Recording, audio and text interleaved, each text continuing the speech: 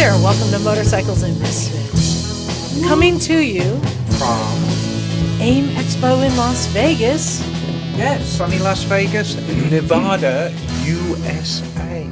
So, we're here. Well, why are we here, Jim? Motorcycle, son. Why are we here?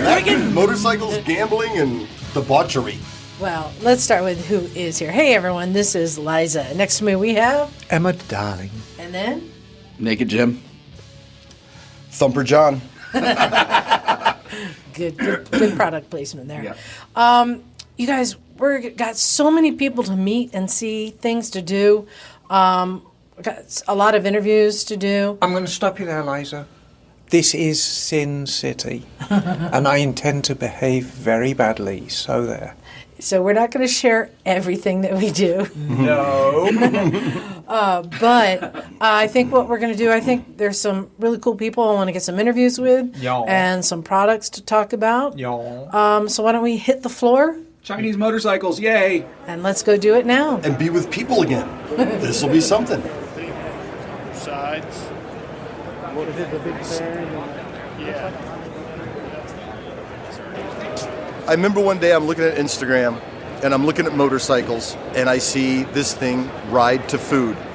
And I immediately text Liza and I said, I found our people. Because I think recently we had come back from Gizditch Pie Ranch in Watsonville, California, because that's our destination, tacos, pie, whatever it might be. So we were at this Top 100 Women in Motorsports gathering earlier today, and I look across the room, and who do I see?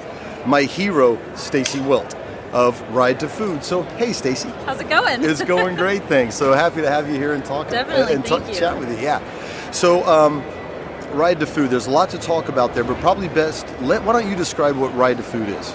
So, Ride to Food is not Guy Fieri taking people to Flavortown.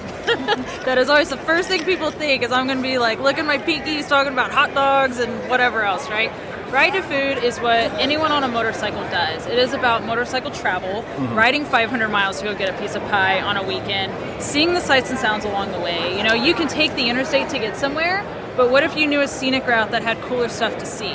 That's what Ride to Food is about, is enjoying the experience of motorcycling and everything it encompasses.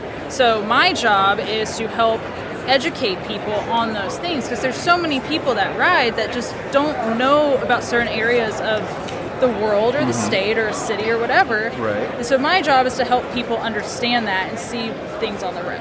Yeah, and I know you're located in the middle of the country, and I think you underscore or underline the word travel, because you get around. You know, I look at your YouTube and I look at your Instagram, and you're all over the place, right? So it's amazing. And you know, one of the many reasons I would say to encourage you to check out Stacy's stuff is you get a lot of good practical advice. Not only, and it's mostly for distance traveling, but it's from the female perspective, which is, as we know, sorely lacking from the motorcycle industry. So, like, how do you approach it as a female motorcyclist trying to promote it? And I know you're trying to promote it for everyone, but how do you go about that? You know, I just do it. So when I first started riding 10 years ago, there weren't a lot of women riding, especially my age. I'm 30. So I was one of the younger women around that road. And when I wanted to start riding long distance, people told me I was crazy, like, you're going to get kidnapped or this and that. And I'm just a stubborn chick.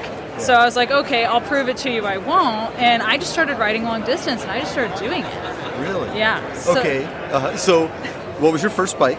I had a Harley-Davidson 48 Sportster. Okay, and you've been a big American V-twinner Yes. ever since. Yes, all I've owned is Harleys. When I first started working in the motorcycle industry, I worked in Harley-Davidson dealerships. Okay. So that is really where I got the street bike bug. I grew up wanting to ride dirt bikes. Never have, not yet, I still want to. But since I started working in Harley dealers, that's where my core lies. However, I am interested in all bikes. If I could, I would own an ADV, I would own a sport bike, I would have everything. Well, there's still time. Yeah, absolutely. Trust us. So one of the things I really love also you do is your blog, right? And I've read through it, and it's great motorcycle tips, but it's also great food writing. So Liza and I like to eat. So Liza and I are each going to pick a food or two and ask you where we should ride, because we ride. So if I was going to go say, where is the best fried chicken? Where should I ride to? Ishins in Oklahoma. What is it? Ishins. Ishins? It's just Oklahoma. just northwest of Oklahoma City. And what makes their chicken distinct? For us to just- ride 3,000 miles or whatever. I don't know what it is about that place, but it's just like very old school. Like it's a thing you do there. Okay. It's just a thing you're supposed to do when you're in that area of Oklahoma or Oklahoma City. Got it. Okay, Gotta get the fried okra too. Oh, I love fried okra. Yeah. Is it the Salt. little pieces, like Yes. sliced up? Money. With cornmeal and flour, if you're wondering. A little salt and pepper. Yeah. All right, Liza, what's your food? I'm going to go with turkey burger. I've never had a turkey burger That's the that's correct not answer. homemade. Hamburger. That's the correct answer. Oh, a hamburger? Right now, I would go to Kopp's in Wisconsin. They have a couple different locations around Milwaukee, and if you're Harley riders, obviously go to the HC Museum too. That's another cool thing to do there. Kopp's has amazing custard and amazing butter burgers. Like, oh, they're so A good. butter burger. Yes, I'm in. That's a twofer. Sold. Okay, last question, and probably the most important, pie. Where do we ride for pie? Arkansas. Oh, you have yeah. to ride to Arkansas. I have had so many amazing pies there. Eureka Springs, there's Mud Street Cafe. They have a peanut butter pie to die for. It is so, so good. I could like taste it right now. I can see it in front of me. Yeah, It we is may amazing. have to cut this short to go eat. I'm not sure. So Can I throw in one? I'm going to make a recommendation to you. So in the Santa Cruz Mountains, which you're familiar with, Corralita sausage. It's the best sausage at the little market, at a little store with a picnic table across the street. It's a great ride in the hills and a destination.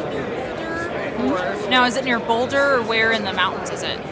No, it's Santa Cruz Mountains. Okay. Santa Cruz Mountains between Santa Cruz and Watsonville. Oh, okay. Cool. So in that part of the Central Coast. Perfect. Yeah. So enough about food. So what I really think is cool, and probably one of the main reasons you're here, is you are an inspirational top woman in motorsports. So the advice you would give, because we have a very diverse listening group, right? Absolutely. And a lot of people are new to riding, right? Motorcycles and Misfits. We teach people how to wrench on old bikes, keep them on the road, and how to ride safely. What are the big tips? Because 10 years ago was a long time, but you didn't grow up like Brittany riding bikes. So to empower someone, what encouragement do you typically give, women more or less, but new riders in general, like to get out on the open road and go by yourself all the way across the country? Practice makes perfect. I mean, it really, really does. You're not going to be great on day 1 or day 10 or day 100. Every day is a learning experience. Every day is a new day to get better. And always push yourself just right there to where you're maybe not in your comfort zone completely, but not in the danger zone. If you're riding with a bunch of people that are highly experienced riders and they're just leaving you in the dust, meet them at wherever you're going, whether it's a gas station or the next red light or anything, but just ride your own ride and get to where you're comfortable riding, and every day just take it a little further. Great sage advice from a sage motorcyclist and eating aficionado. And I can't skip this opportunity to say me and Liza have designed our own, and this is a two-free for you, so you're lucky.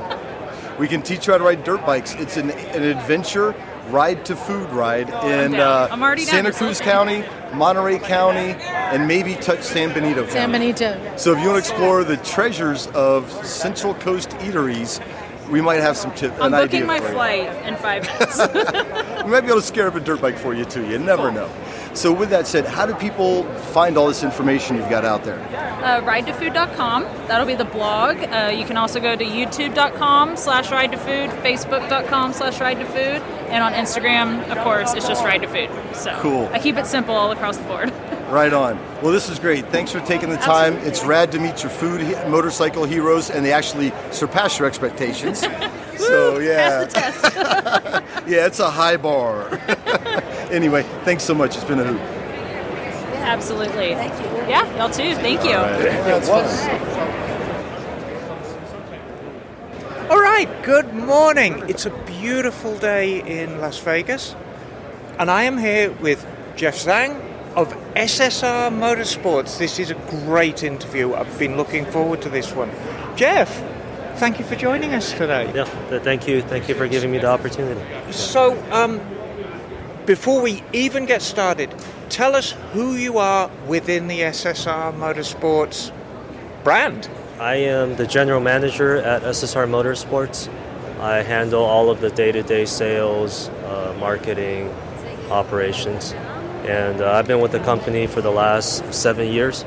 My father owns the company, and we've been in the industry for the last 20 years, and we're celebrating 20 years this year. So, we got lucky here at Misfits because we got the top dog right here. So great.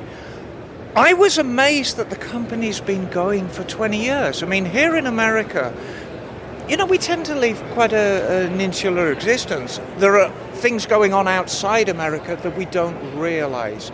So, tell us a little bit about the history of SSR. You started as a domestic brand. Where are they made? So all of our products are made in China. Okay.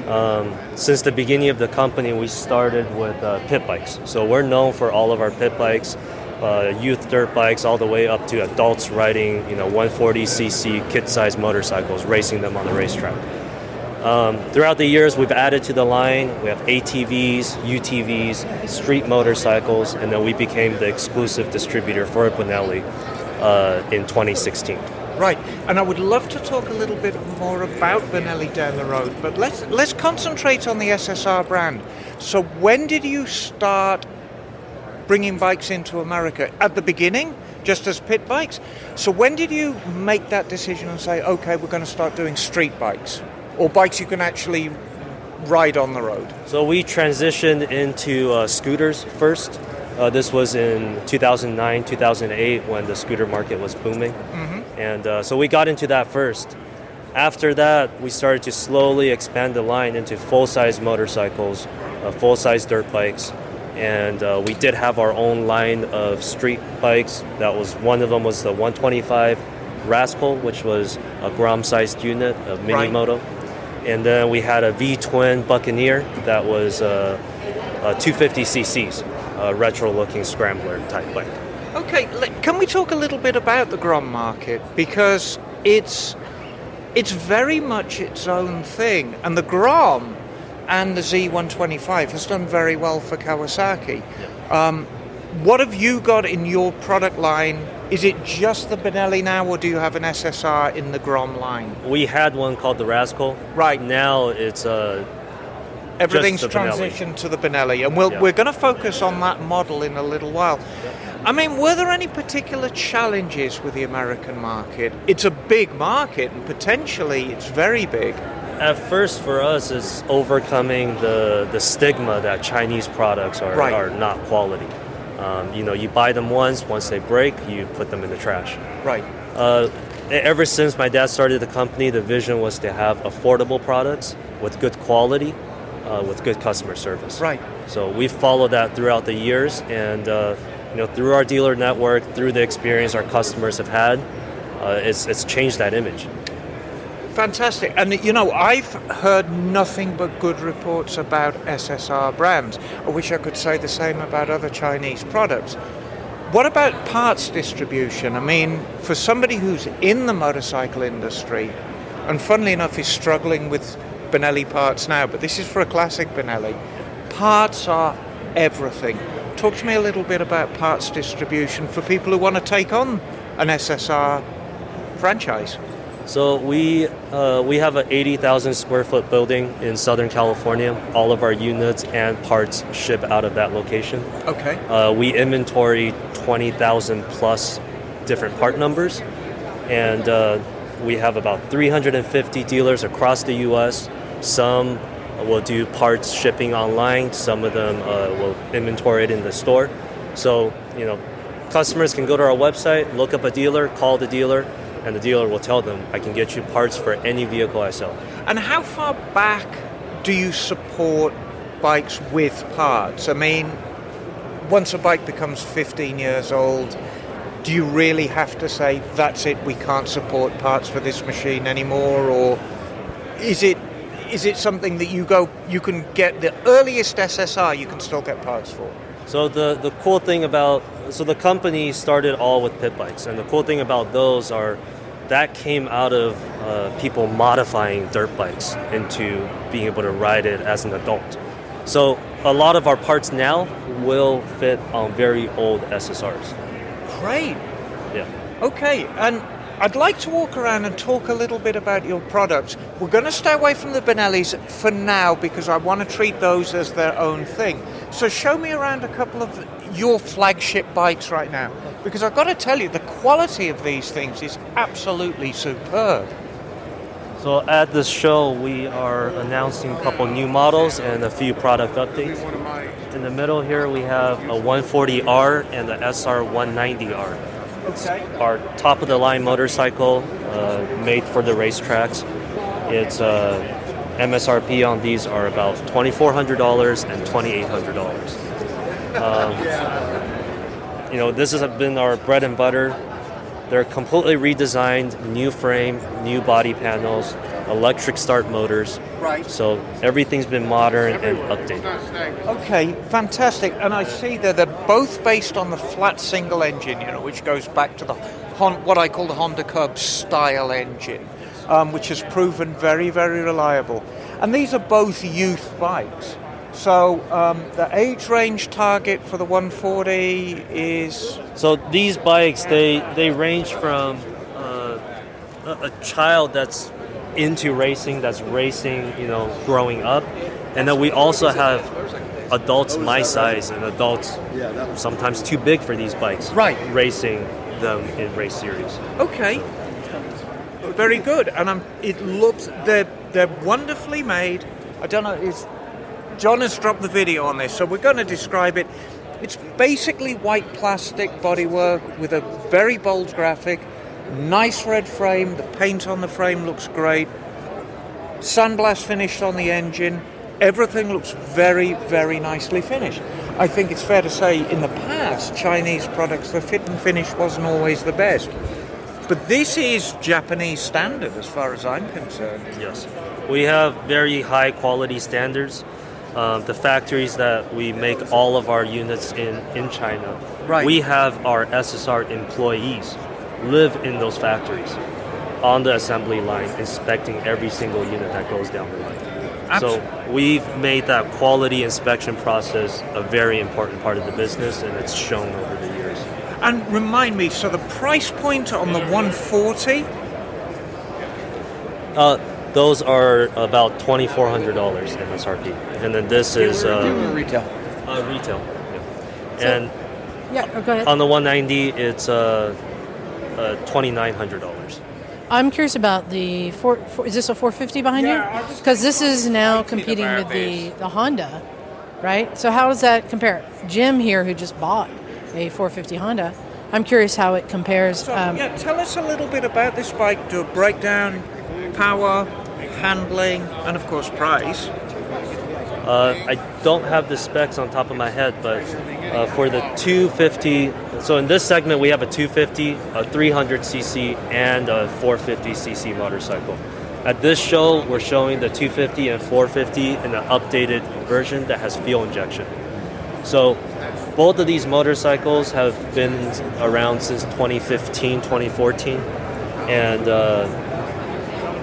it is not a race bike. So it's for the guy that wants to ride the woods, wants to ride it, and they can even take it to the hare scrambles.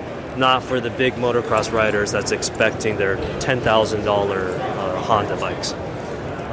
But not many people can handle a 450, a true 450. So this is plenty of bike for them. It's got the quality, same quality, and they can enjoy it for half the price.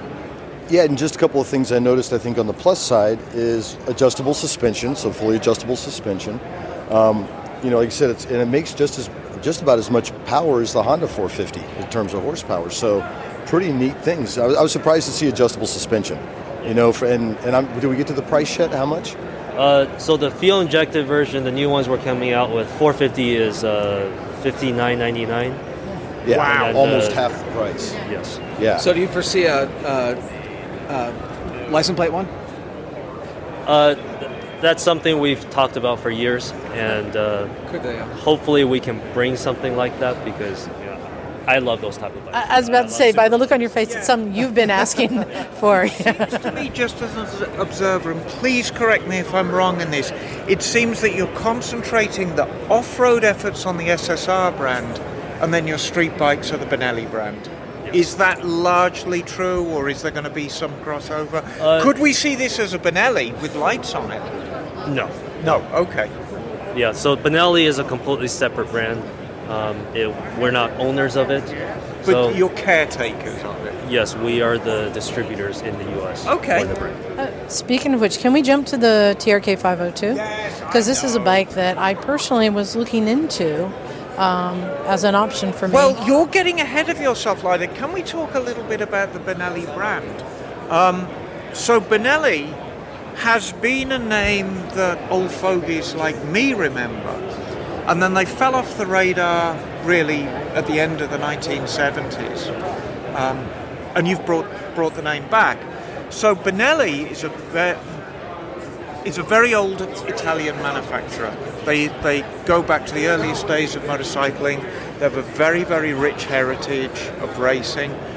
A lot of people remember Benelli's for the Honda copies they did in the 1970s.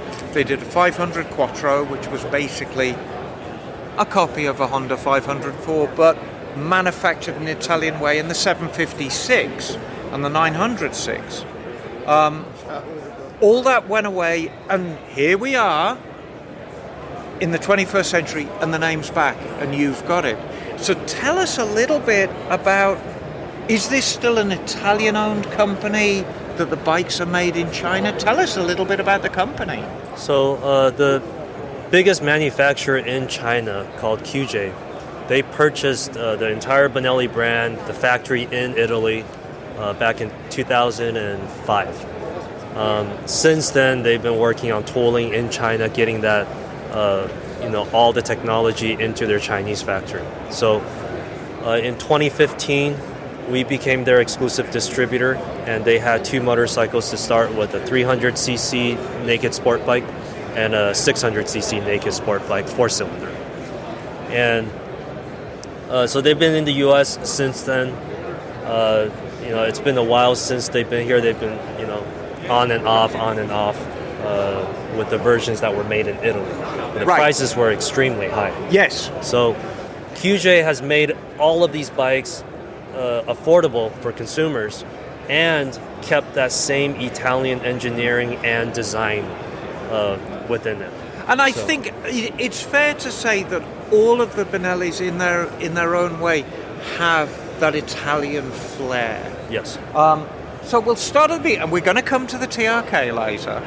She has been lusting after a TRK forever. It is very popular. Let's start off with the Grom segment, because this is a very important segment in motorcycling today.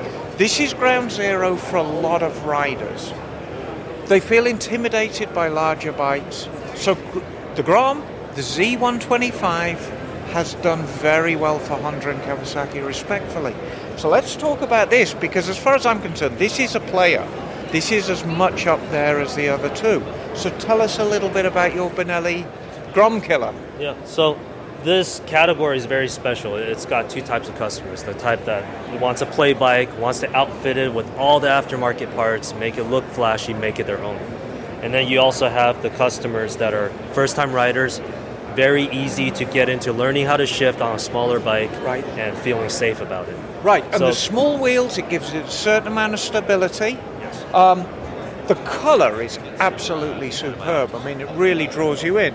And I think the colour-matched wheels, to me, this is a far more appealing bike than a current Grom. I think it's better looking. It's got a more big bike look about it. I like the instrumentation. What's it going to retail at? So this one currently retails at $29.99, and it is about $400 less than the Grom. So just so you know, we've already committed to our dealer to buy two of these this year, because it goes up to $135. I'm like, we were wanted bikes like these, and we're looking at all of them, and decided on the Benellis, and told the dealer, we're taking them to do stupid stuff on. That's what it's for. Which dealer? This is our friend at Cleveland Moto in Ohio. Oh, okay. Yeah. And even though he's across the country, he always takes very good care of us. Yeah. So let's go up the line. Again, this is a very, very important segment. in motorcycling right now. It's the entry-level segment. So this is your 300? Yeah, this is 300 parallel twin. Okay. It retails at $48.99. It's got the Italian styling to it. The same type of color pops as this 135. Trellis Italian frame, LED headlights, LCD display. So all of the modern looks, the Italian look, for much less on the price. And did you say the retail on this already? $48.99. $48.99. And so this is for R3s, the naked version of the R3, which I can't remember what it's called right now, and there is a bunch in this segment. Well, I'm wondering how this could fit in the track bike segment also, as an entry-level track bike, versus like the Kawasaki 400. This isn't for the track crowd. This is more for a daily commuter bike. Yeah. It's a longer wheelbase. It's a little bit heavier, but once you get it up to freeway speeds, it is a lot more stable than every other bike in the segment. So I have a quick question. I've been seeing more and more Benellis. I'm curious, what has your growth been like in the last 3-5 years? So in the last 2 years, the company SSR has grown 6 times. There it is. Yeah. It is definitely a name we're seeing more and more. Still, just where we live in the San Francisco Bay Area, there's only a handful of places. But I'd like to see them more. You want to keep going on to the... Well, Liza, try to contain your excitement. We're moving on to your favorite. Yes. TRK. Jeff, lead on, please, and tell us a little bit about your TRK. So I can, let me tell you a couple things, what I like about it. So, Emma, we talk about a mid-size adventure bike. Yes. KLR 650, the Honda 500, CB 500X. Yep. But one thing that's great about this is it comes with a lot of the accessories already on it. You guys have done a good job at that. Yeah. Including you can order it with the luggage, which what I've heard from dealers is the best deal in town. Yes. For what you guys are charging for aluminum panniers. Aluminium, darling. So I was wondering if you can, talk a bit about what the goal market was for this bike, and some of the accessories you did decide to include. Yeah. So this motorcycle comes in 2 versions: a street tire version for the daily commuters, and then you've got the knobbier dual sport tires for the guys that wants a little bit of adventure. It's full of all the accessories that you would have to pay extra for with the other brands. So it comes with the windshield, it comes with hand guards, it's got engine crash guards on it, and for $1,000 you can have all 3 top case and 2 side cases fully aluminum, Benelli branded official cases. Yeah, and these are pretty big cases too. These aren't small. No, they are. And the bike comes with ABS. Yeah, everything that we put on our bikes to make them ready to go, the engine guards, everything. Did we say what is the list price on this? You need to give me 1 second. I think we were Sorry all about that. guessing is it Just around double check. 7 maybe? So the street version starts at $65.99, and the this is the fully loaded. I'm gonna make sure I get you the right numbers. I mean, it even has the side deflectors off of the windshield. That is something on my Africa Twin I have to order extra, No, and I mean, or on the BMW. This is always the appeal of bikes like this, is the level of equipment, the bang for your buck you get is really very, very appealing. So it's $65.99 and $70.99 on the off-road version. That is crazy. So has this taken off? Are you seeing are you hitting the expected sales numbers? Yeah, so we've done fairly well. Our dealers do stock this unit, so customers can call up their nearest SSR dealer and find out about the inventory availability. So we know it's difficult to find motorcycles right now, but our dealers do have motorcycles. Great. And the final model I want to talk about it. Just this yeah. fantastic looking thing is this machine at the end. So please, it's the first time I've seen one of these actually either in the flesh. So the model we have in display here is the Leoncino Trail. Yeah. We have two versions, the trail version with a little bit of knobbier tires, spoked rims, and then we also have the street tire version with the mag wheels. Is that the Leoncino on the fender? Yes. The Lion. So- I Yes, like the that. Lion. I feel that this is aiming fairly squarely at the Ducati Scrambler market. Is that kind of where you're at with it? Yeah, so it's got the vintage look to it, the modern vintage look. It's after that crowd of this Scrambler type. Very nice looking machine. And I saw... No. Maybe not. Yeah, no. I wanted to say, thank you for being here. This is the largest exhibit Yes. here at AimExpo this year. A lot of people didn't participate, didn't come, and Benelli SSR showed up in force. So I'm rooting for you guys. I've been wanting to see these affordable, fun bikes because it introduces more people to motorcycling when you make it more affordable. So I wanted to thank you for your time. Did you have any last questions? No, I don't. I think, thank you for a very candid interview, Jeff. Yeah. I wish you the greatest luck with your brand. These are fantastic motorcycles.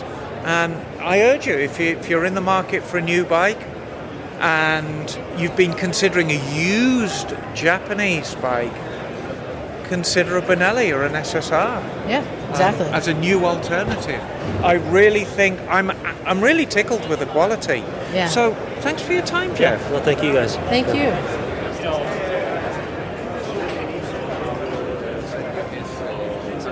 So I'm here with LaShondra Rucker from Sport Bike Chic LLC, and we had a great conversation yesterday about your line of clothes. I'm excited about it. One of the reasons is that my wife is just getting into riding, and she's like, "Dang, I can't find anything that's cute."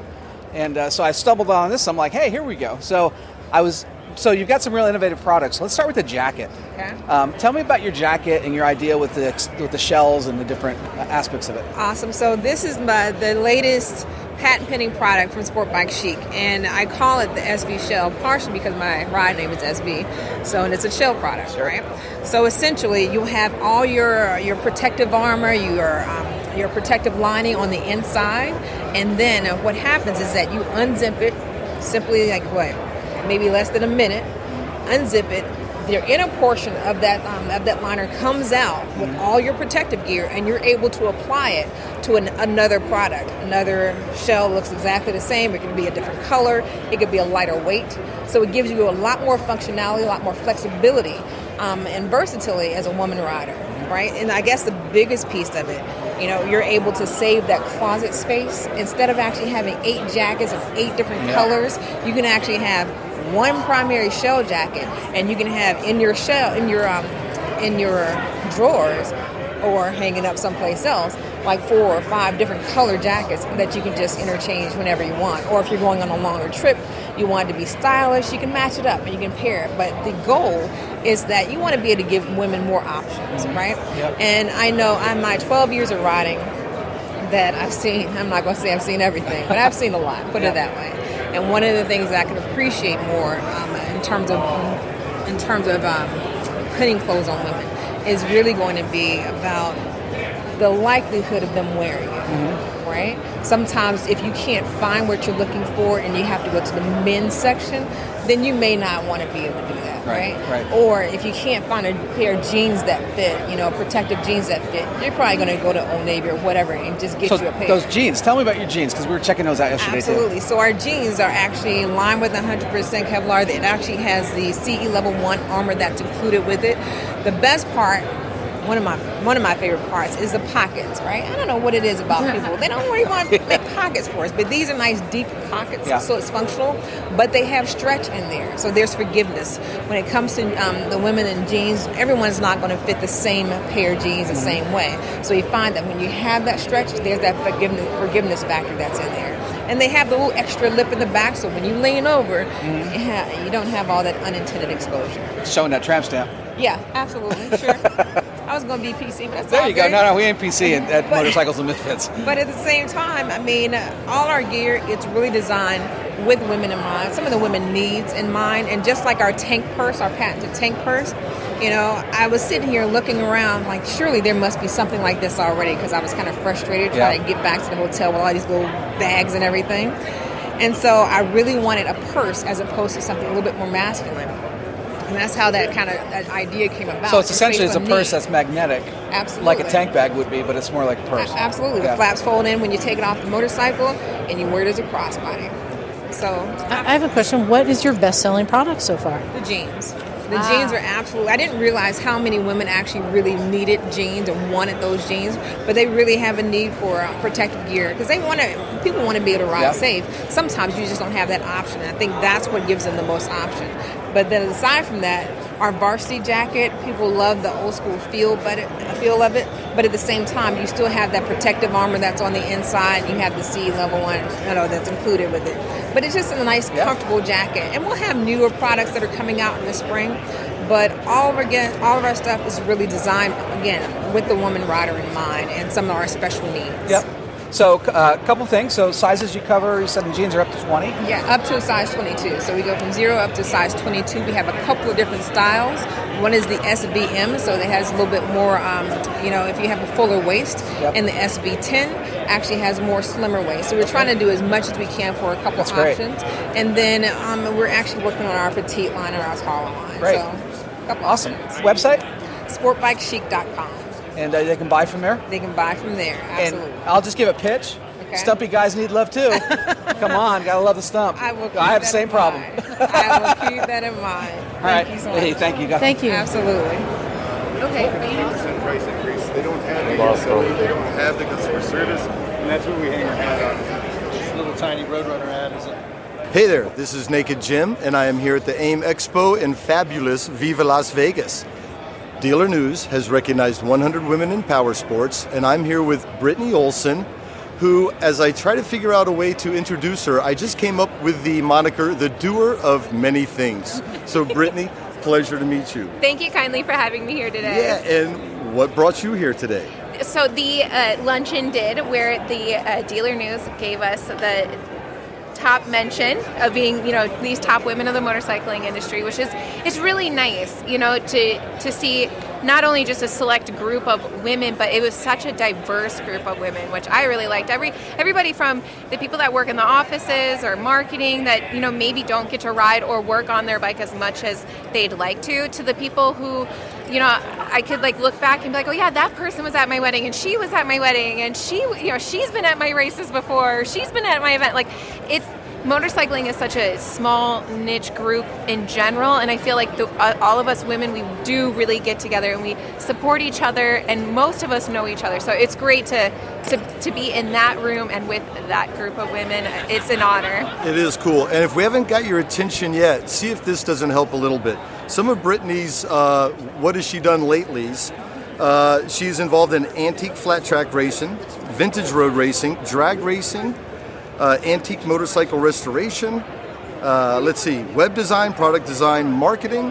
What else does she do? Oh, Born Free 11 invited builder. Let's see what else. She won the Sturgis Half Mile Championship in 2014, 15, and 16. Did I miss any? What else has she won? Let's see, featured columnist, and not to mention a pinup model of the month. So yeah, hopefully you're paying attention now, but really, when we started chatting originally, what caught my attention was your interest in antique motorcycles. So I know one of your passions is riding, racing, restoring, building old motorbikes. So talk about your involvement there. So I married into an already really well-known established restoration shop in South Dakota. And before I married into that, I was building race cars with my dad as a young kid. I started racing four-wheelers at the age of 10. 14 years old, I started drag racing a 69 Camaro that my dad and I started building when I was 5. And I just knew from a very young age that I was competitive. I was told I could be a racer, so my mind was set on being a racer. So from a very young age, I could wrench, I could ride, I could fabricate, I could, work with metal, and that led up to me with my dad working on motorized bicycles. And so one year in Sturgis with my motorized bicycles, a couple of my friends from the Limp Nicky lot. I don't know if you guys remember Cycle Source's Limp Nicky lot, but it was a great group of guys and some women that were garage builders, and they were just, they were doing it. They were entrepreneurs, they're self-employed, and these guys though, they come up and there's, who built this for you? Where'd you get this? And I'm like, I built it with my dad in our living room. Like, what are you talking about? What wrench would you use on this nut? And I'm like, I don't know, like a 9/16, but I'm like, it's from China, so I would just use a crescent wrench. And they just died. Like at that response, they were like, whoa, where did you come from? And I was like wearing a bikini at the time too. So I mean, it just on a motorized bicycle, with a bikini at the Buffalo Chip, they just couldn't believe what they were seeing and hearing. It just didn't make sense to them at all. And they were like, you can hang out with us. What's your name? And I said, Brittany. And they said, oh, no, we have to come up with a new name for you because someone was just separating from a Brittany. Okay. So they were trying to call me Buddy Bicycle. Well, because of the hot rodding background and me being like 19 or 20 years old, I immediately say I am not a Betty, or I'm not a Buddy, I'm a Betty. And they were like roaring again, Betty Bicycle. I kid you not, for 2 years, nobody knew my name was Brittany in Sturgis. Everybody just knew me as Betty Bicycle, the girl with the motorized bicycles. But because of the motorized bicycles, I've really, and because of Chris Callan, Mark Persichetti from Cycle Source, and Pat Patterson and his wife Jen Patterson from Lead Sled, they really like shaped and molded me into this, believer that I could build motorcycles. My motorized bicycles were motorcycles, and I just didn't know it yet. I didn't know that I was this. And then I come at them with the I'm a racer. So Chris specifically told me to look online, read motorcycle magazines, look at picture galleries, find out what excites me, because I couldn't get excited about Sportsters. I couldn't get excited about, baggers or Japanese bikes or dirt bikes. Like, I was a hot rodder girl. I liked the cars from the 20s and 30s. I just really had this appreciation for early Americana car stuff. And the bicycles kind of just blended into that. So as soon as I was like looking and they're asking me, whose bikes do you like? I started telling them, I like Jeff Fording's, Panhead, and I like Kevin Bass's Knucklehead. And the Wall of Death Indians. It didn't take long before they were telling me, oh, you like old bikes. Like, you need to go into like old bike stuff. So this is where the Antique Motorcycle Club of America comes into my life. And the local chapter guys really kind of just put their arms around me and let me hang out at their meet and at their garage when they had their little club meetings. And they kept telling me I should meet this guy named Matt Olson. Kevin Bass is telling me I should meet this guy named Matt Olson. But I'm thinking this guy that they're telling me about is like in his mid-40s. I'm 19, 20 at this time. So like I'm the youngest, and like the next youngest in our chapter is like in his mid-40s. So I'm thinking this Matt Olson guy they're talking about is in his 40s. Well, then on Facebook, I started getting messages from Matt Olson. And I thought for sure I was getting like Facebook catfished, where like, so next thing you know, I was going to get asked for like nudes or something. You're like, oh. And so I was like, I don't know. And it said like his whole like Facebook account looked like it's like just a fake account. He's from 90210 a tent in your backyard, Los Angeles, bear watching and bird was. I'm like, this guy, this isn't the real guy. Yeah. And plus it said he was like my age. And I was like, that doesn't make sense. So he keeps asking and messaging me about pinstriping for him, because I've been apprenticed and trained in pinstriping. Another thing that I can do. Right. Sign painting, yeah. So that I'm hugely passionate about that, but I don't have the same touch as I used to. I don't have the steady hand anymore. But what's so fascinating though was when I kind of like blew him off again, because I thought I was getting like, catfish and whatnot. So finally though, we agreed to meet in a public place, and right after this motorcycle show. And I was like, oh, hi, I'm Brittany. I'm already like an hour late to this meeting with him. And I shake his hand, and I'm like, are you Matt? He goes, yeah. And I'm like, how old are you? He was like 24, 25, and I was then 22 at this time. So I'm like thinking, wow. And he asked me if I want to have dinner, and I was like, oh, did I brush my hair? Like, I was expecting to meet like another old guy. Yeah, like I wasn't expecting to meet someone that I could like potentially fall in love with. And I kind of catch myself getting a little warm, and he's asking me questions. I kid you not, that night at dinner, he asked me how old I wanted to be when I got married and when did I want to start having kids. And I was like, I could do the whole entire. I'm gonna go to the bathroom and leave right now. You're like, I'm busy racing things. Yeah. But I actually had left dates prior to going on a date with him because they didn't want to customize their motorcycle. I literally left. I was like, we can't be friends because I love fabricating. I love customizing things. That's my entire, that's how my brain works. And if you think it's perfect out of the factory in 2003, you lost me. So I was like, okay, let's just see how this goes. Like, if he makes any moves, maybe I'll just like be done. I don't need the drama. I don't need that in my life. No, sure enough, he's very kind, very respectful, and then he asked me out on a real date to come up to Aberdeen the next weekend. And on our first date, we took apart his 36 transmission. Oh, so you knew it was done.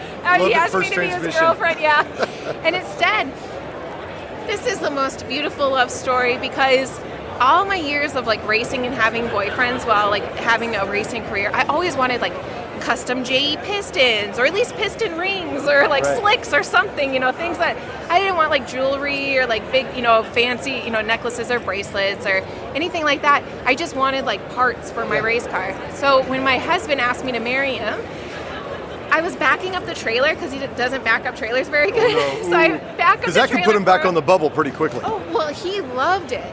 He gets back in the car, we pull out of the driveway, and he asks me to marry him. And I'm like, well, I'm going to marry you. But like, like you already know, we've talked about this. We're kind of like planning this, And then he's like, okay. And we're driving down the highway again, like 2 days later, and he asked me again, will you marry me? And I'm like, okay, wait a second. Do you need to like get down on one knee? We're in a car, like you should, like, do you want to do this a proper way? He goes, I don't have enough money for a ring. And I'm like, what?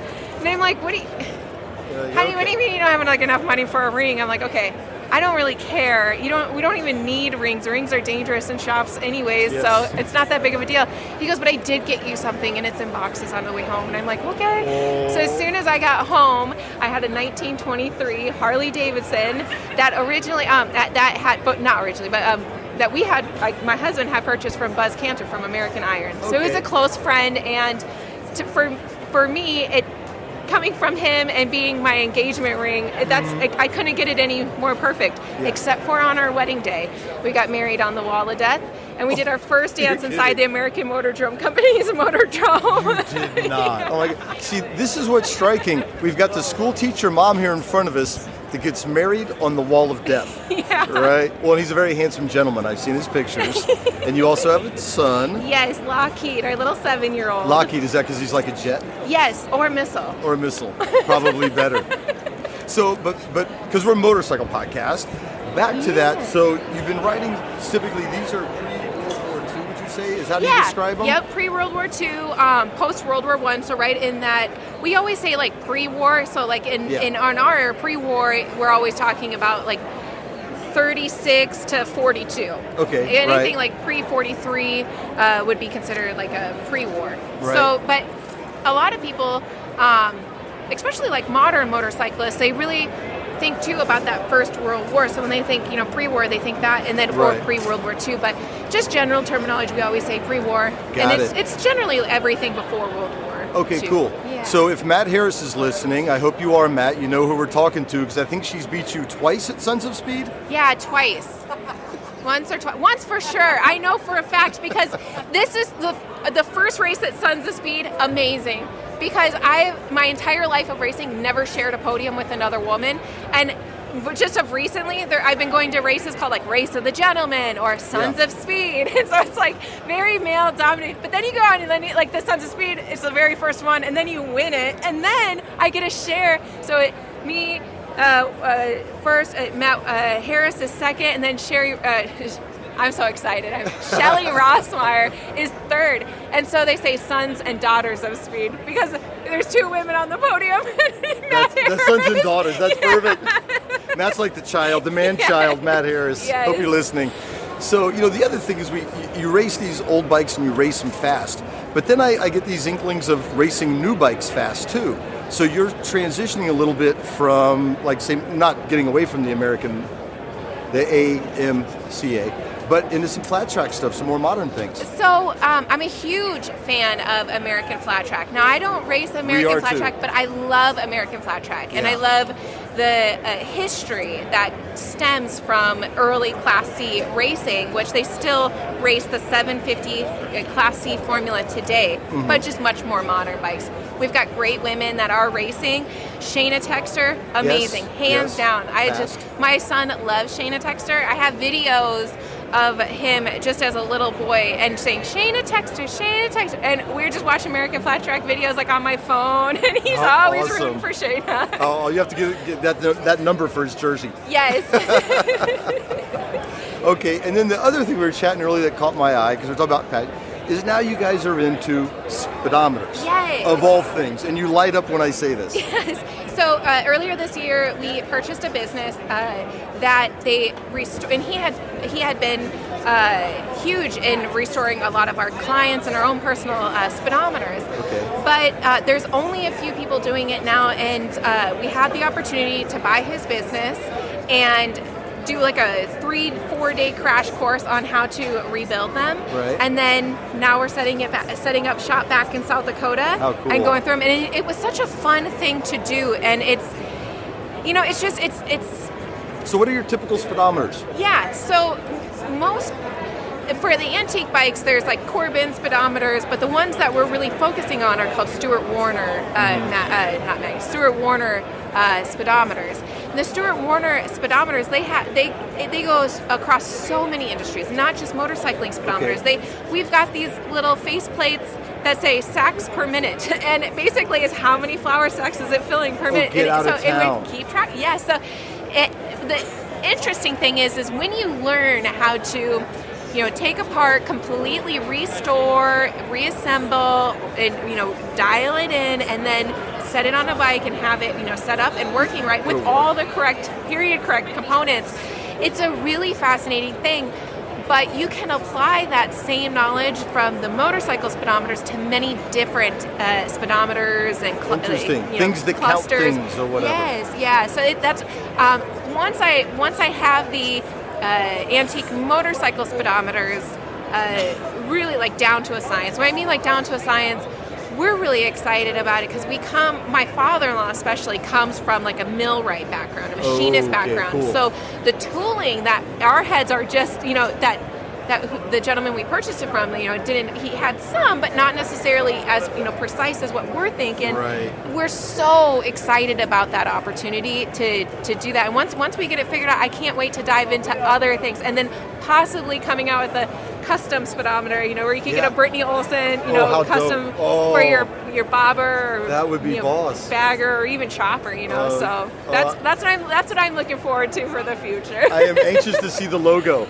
I'm sure it will be fast, whatever it is. Yeah, maybe some bee with some wings or something. Oh, I see us coming together. Is there a website? Oh, no, so they can, if you go to www.20thcenturyracing.com, you can see all about the racing exploits, which is just, I feel like it's just a branch of what we do. And then Instagram, at Matt Olson is my husband, and at 20th Century Racing is my Instagram handle, so you can follow along on the adventures there and the bikes that we're building and everything. Knucklehead, check out our Instagram. It's great. It's almost like a little history hole too. You go down, there's great old stuff and all this kind of stuff. So last question to wrap it up: what do you have in the garage currently? Oh gosh. Well, what do we have, or what are we working on? Yes. Yes. How about both?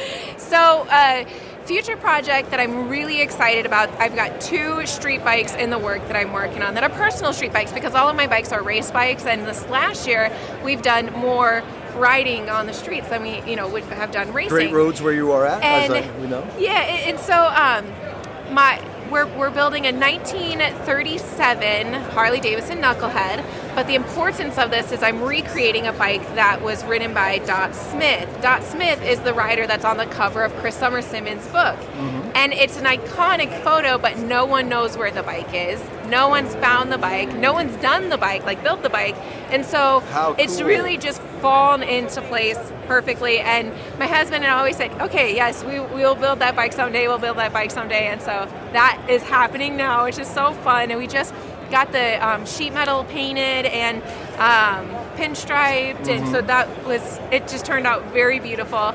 And then in the long-term projects, we're working on a 47 Indian Chief chopper. I want a chopper. Oh, well, yeah. Nothing stock in your world, is there? No, and here's the cool thing, too, about this chopper is we have a friend whose grandfather started the Indian Excelsior dealership in the 19 teens in Denver. And his dad ran the business, then he ran the business, and so it was 3 generations. Now he's in his late 80s, maybe early 90s. He's very, very old. And he sold us parts for my Indian chopper. So they were from the inventory of the actual shop, right? At the actual dealership. On these flywheels in the shaft there, there's a tag, as most old bikes have, right? Or the basket case have. And on the tag, it says Dad's 47 Chief cylinder or case, not case, flywheels. And so to have that assembly, and then to know that that was the dealer's, that was his personal bikes, and so to have that and to be such good friends with the family and to have the history and to have that connection. I'm so excited for that project, but I'm also really excited to finally have a knucklehead too of my own and ride it. And just have my own bike, because I ride my father-in-law's knuckleheads, or my husband's knucklehead and panhead, and so I ride a lot, but it's not my own personal bike. My own personal bikes are always out on the track. So. How fun! Oh, cool. Well, Brittany Olson, thank you so much for taking the time to chat with us. Yes. We could spend hours, because go check out 20th Century Racing online. There is so much that we didn't talk about talk about. See, they got videos on YouTube, and you can get a whole look at what it's like to be a little antique motorcycle racer. Woohoo! Well, we're looking forward to more exciting things for years to come. Oh, thank you kindly. Cheers. All right, that was great. Wise, not much. They're life-changing, and they're subscription. Hey, I am here at National Cycle Booth with Paul, and I stopped here for a reason. So these are windshields, and as I was saying, for a lot of us when we get a bike, one of the first things we do is toss that seat. Seats are not that comfortable if you're going to be doing any sort of distance riding or anything.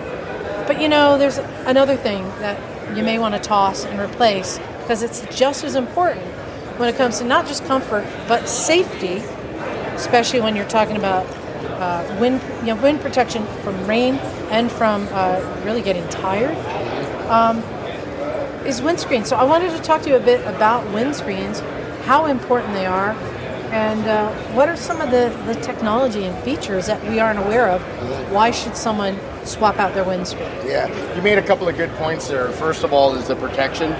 Okay, and when you have debris coming up off the road, rain, can be uncomfortable. Those that ride with a helmet, those that don't.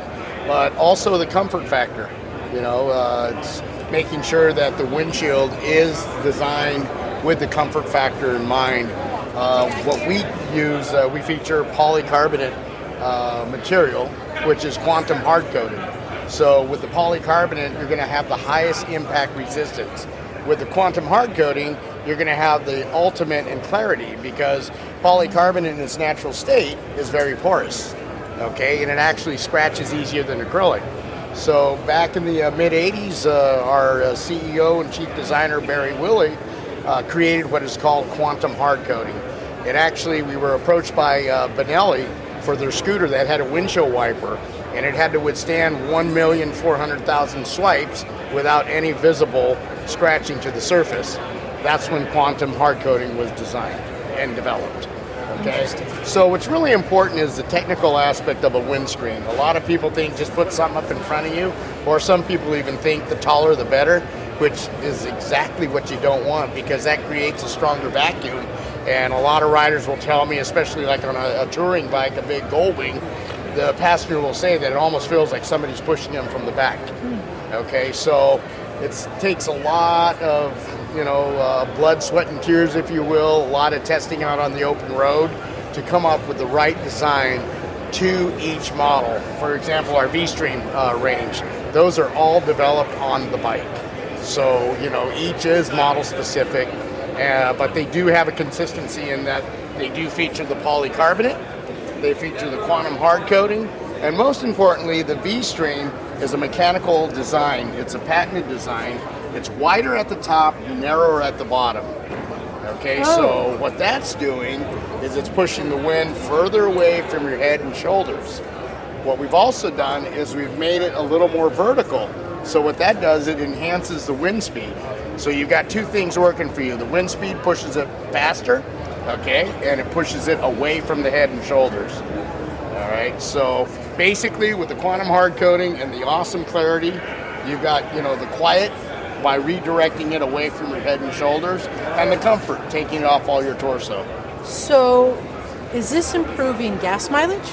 I wouldn't say so much. Not to that point. Because to be honest, we go 3 different heights, as you can see here. We go with our sport, our mid, and our tall.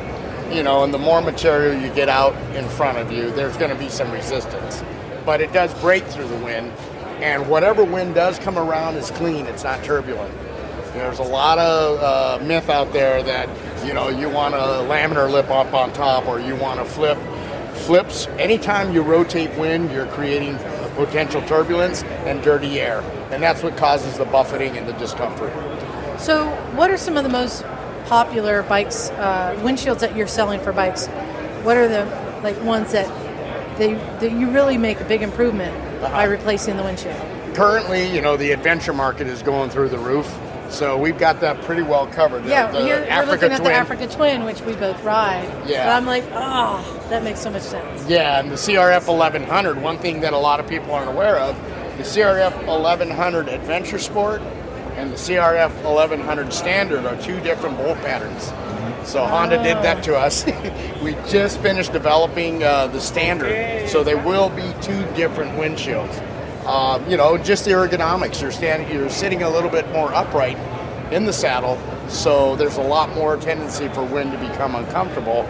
A lot of the adventure bikes come with very, very short windscreens. Yeah. Okay, so what we do, again, offering the lower, there are some of those riders that are preferring to keep it low, keep the wind off the torso. They'll deal with the wind going through their helmet.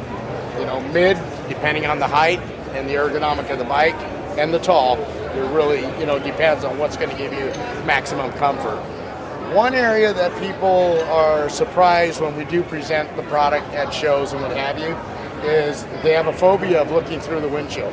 Right. I'm supposed to look over it. Well, yes and no, because a lot of those riders have been experienced with windshields that are not hard-coated or of an inferior material like acrylic that scratches.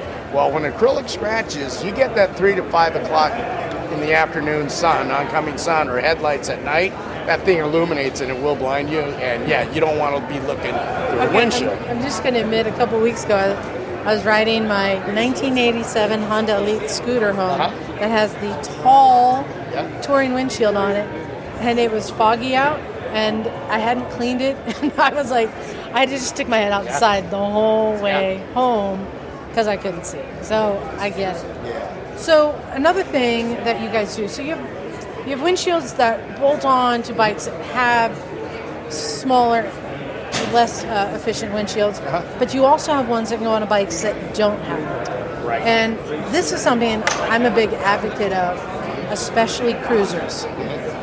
Having even a small windshield makes a significant difference. Can you talk a bit about that? Yeah, so we'll talk about the Universal first, and then we'll talk about model specific on the cruiser. Okay, Universal, we have our deflector screen and our street shield. These were developed and introduced in the 70s. They are probably the most replicated design. There's, you know, many different companies around the world that have been influenced by this design and, you know, continue to produce them today. What we have on the deflector screen, it's a 2-point mount at the handlebar. Okay, and we have 2 different options. One is a U-clamp, which does require tools to remove the windscreen from the bike, and we have quick set. Quick set is 2 big knobs on the deflector screen that you unscrew. The screen will come off the bike, and you still, the clamp and the strap remain on the handlebar. Then we have the street shield, that's a 2-point to the handlebar, 2 points to the forks. That also features U-clamp. It's now 5 p.m. The exhibitor floor is closed. Good. Thank you for joining us for day 2 of AimExpo 2022. MIC Symposium keynote speaker Ricky Carmichael takes the stage shortly to deliver his keynote, The Mind of a Champion, at education stage, followed by a meet and greet with Ricky. All right. So you've got the 2-point at the handlebar, you have the 2-point at the forks. That also features the U-clamp for the quick set. Then we have the fly screen, which has been a staple item in terms of Universal for years. It's amazing how much a 9.5-inch tall windscreen will protect you. And basically, it's exactly that. It keeps the flies, the bugs off you, but more importantly, it keeps the pressure off of the torso. Then we have what we introduced about 4 years ago, the Mohawk. Okay, this is a little bit sportier. It kind of has a little bit of a V-Stream look to it. It's not quite the V-Stream technology. The fly screen and the Mohawk do feature the same hardware kits.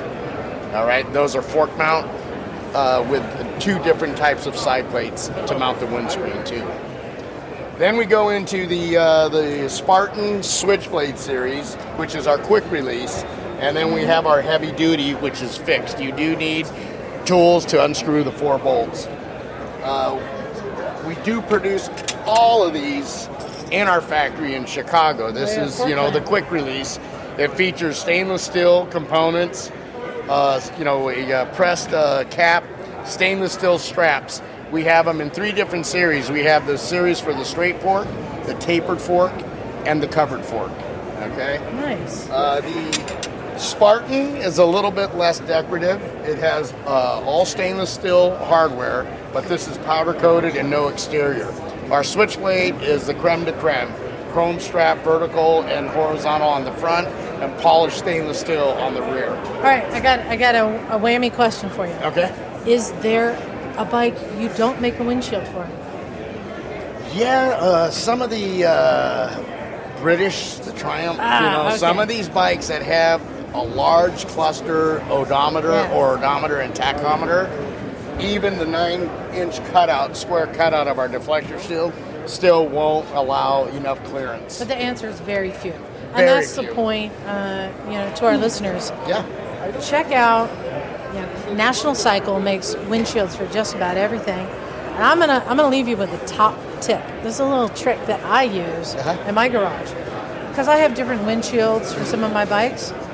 When I take them off and put them in storage, I use a T-shirt to cover them, to protect them. They fit right over.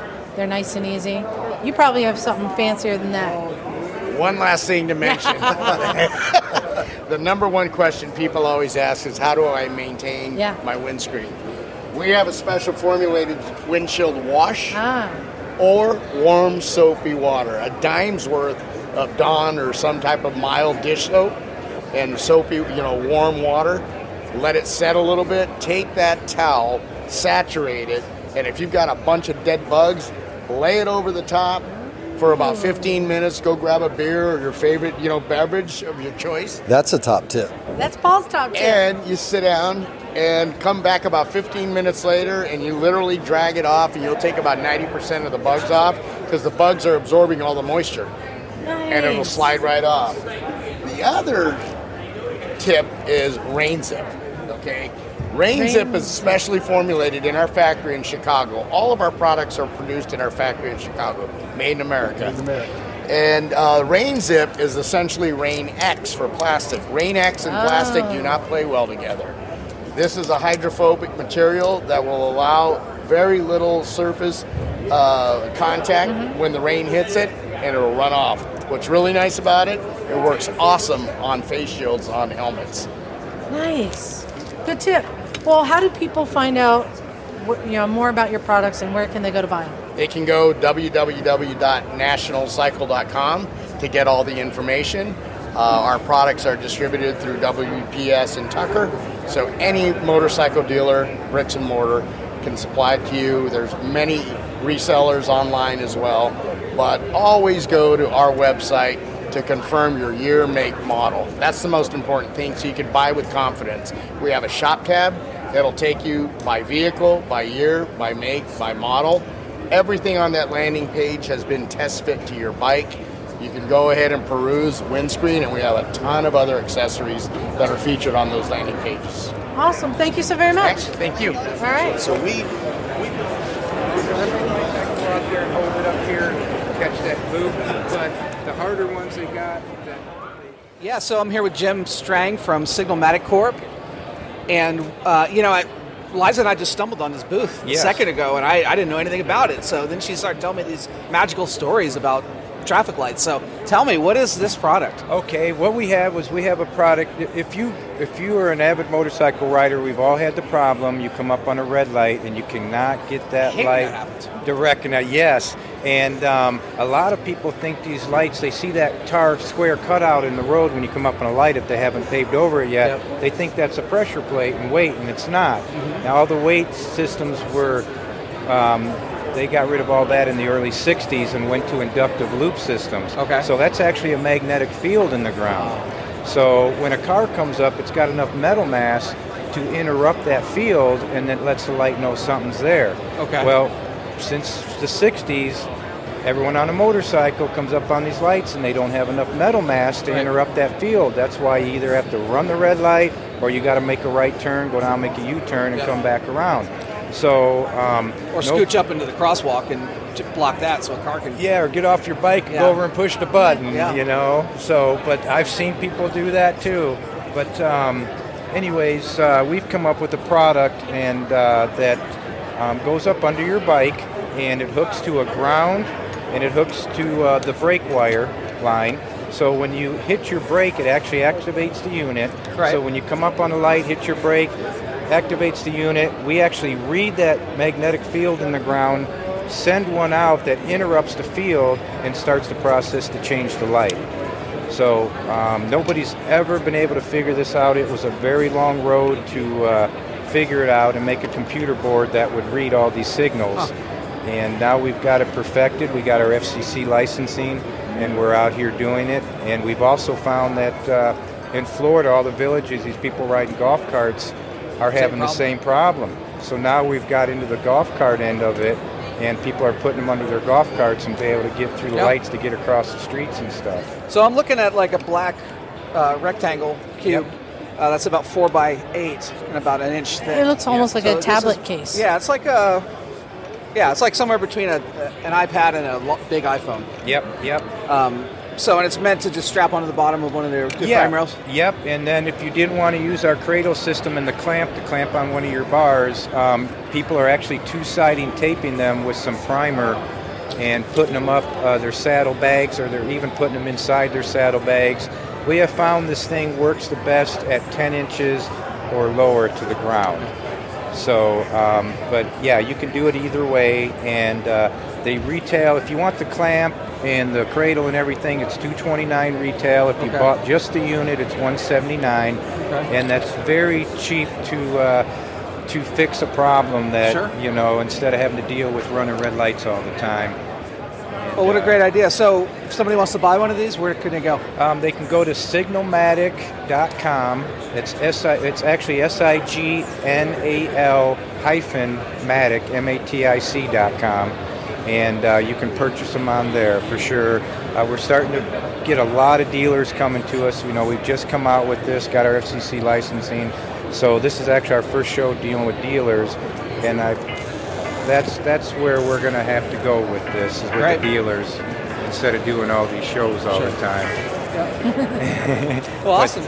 Well, we wish you all the best. Yes, thank you. And, Yeah, thank you very much. All right, I appreciate it. All right, so I am with Colton Webb, who is representing eBay Motors. Colton, how long have you been with eBay? Going on 4 years now. Okay. So I've been with eBay a while. But we're looking forward to the future of eBay. It's been great, and we're going to touch upon that, Colton. We talked very, very briefly about the path of eBay, and I think this is going to be the same for a lot of our listeners.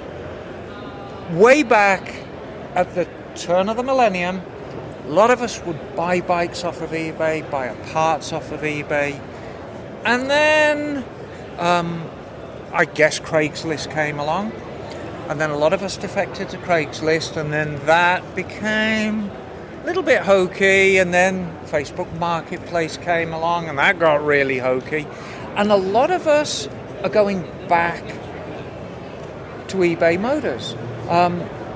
I never really went away. I visit eBay Motors and buy parts for my business virtually daily. I notice you're running quite an aggressive marketing campaign right now. So what is the trend that you've seen? I guess it's pandemic related. Tell us about what the trends you've seen, say, in the last couple of years. Certainly, yeah. I think the pandemic certainly accelerated some e-commerce trends, right?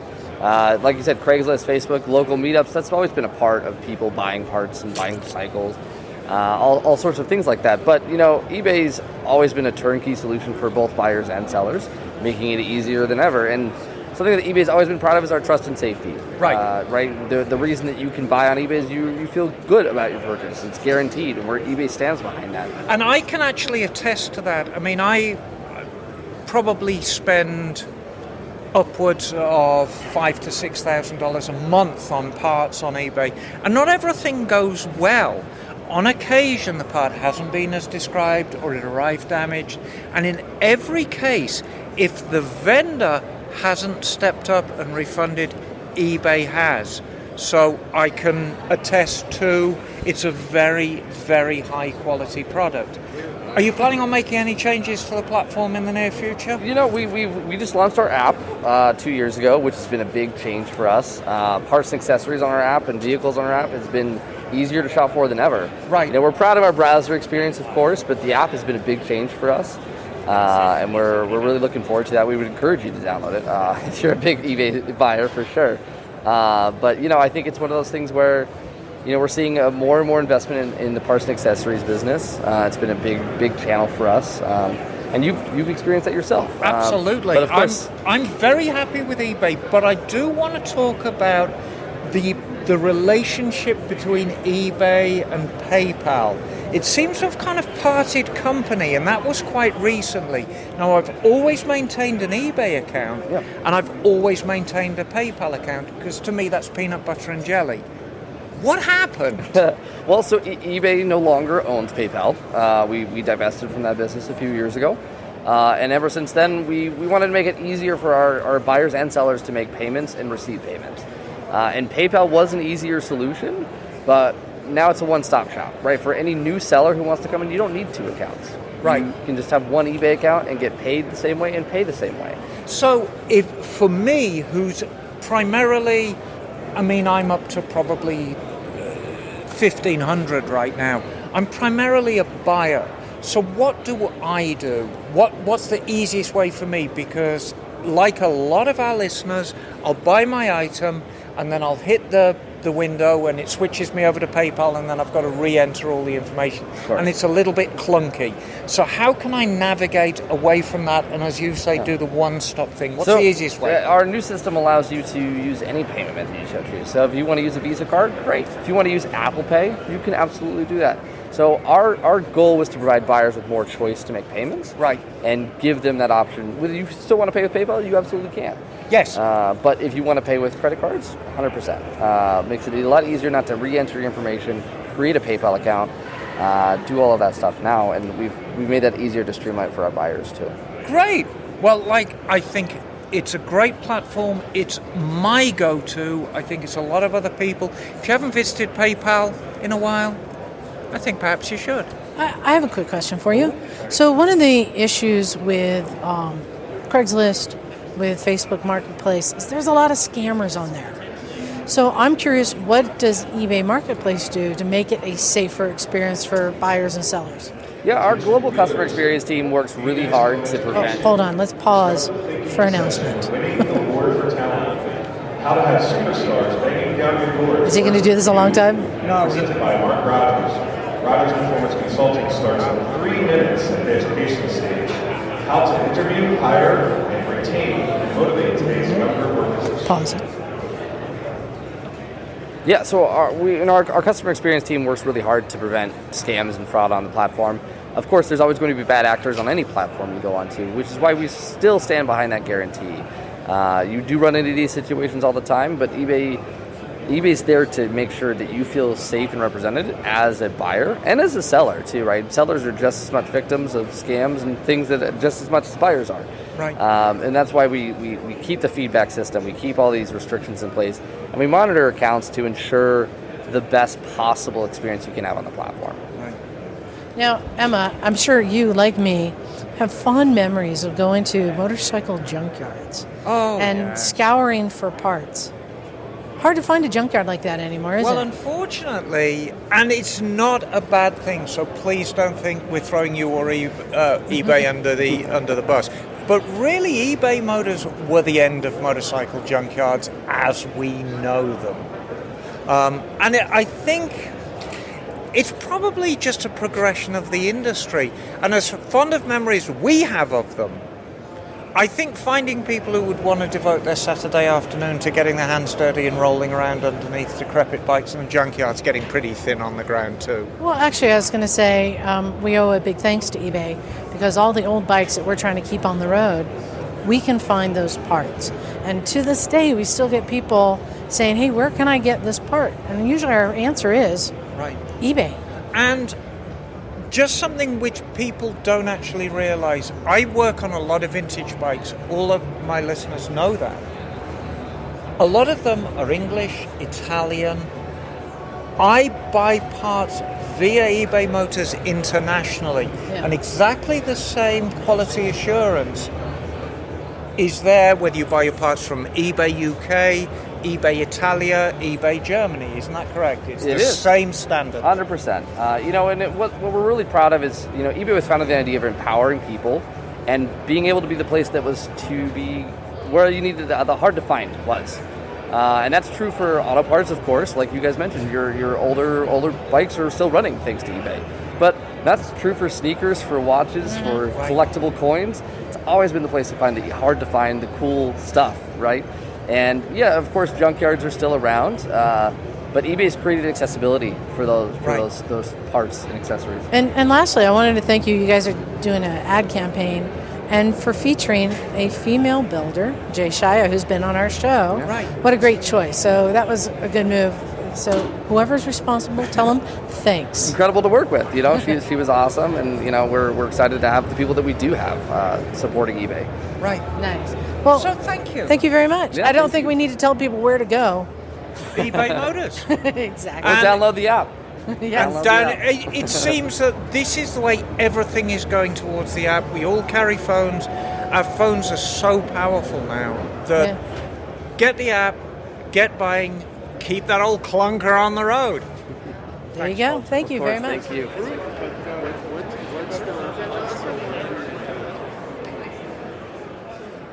I am here with Joel High. Joel High, who do you work for? I work for Yuasa Battery. Woo! I'm so excited by this. Now look, this should not come as a surprise for you because, Liza, how many years have I been on the podcast? Seems like 100. I don't know, 5 maybe? 6. 6, okay. How many years have I been telling people to put Yuasa batteries in their bikes? 6. Thank you. So, I've always been of the opinion that when it comes to motorcycle batteries, there is Yuasa and the rest. Joel here is going to help me explain why that is. Exactly, because we've never really gone into why. What is the difference? So, yeah, let's talk a little bit about batteries. Okay. So, Joel, Yuasa is a name that's very well known in the motorsports industry, but not so well known in the car industry. In North America, that's correct. Right.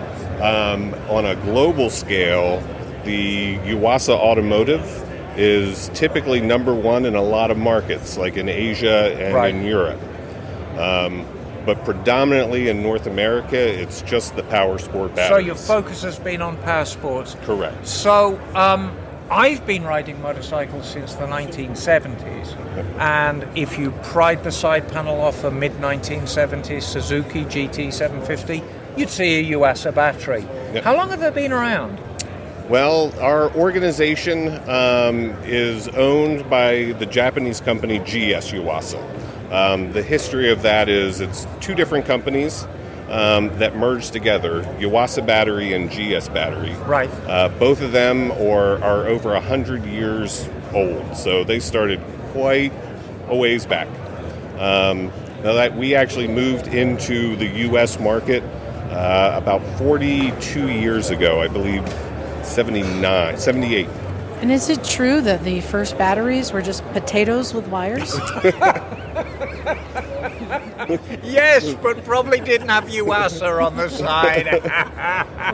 So, Joel, I would like to talk a little bit about the types of batteries that you can buy right now, and a little bit about how battery technology has changed. Now, let's go back to that mid-1970s Suzuki. That had an opaque battery on it with little yellow caps on the top and a vent pipe on the side. And when you bought the battery new, you had a little pack of acid and you kind of filled it up to the right level. You can still buy those batteries right now, can't you, from Yuasa? Correct. Yes. And those are our conventional batteries. Right.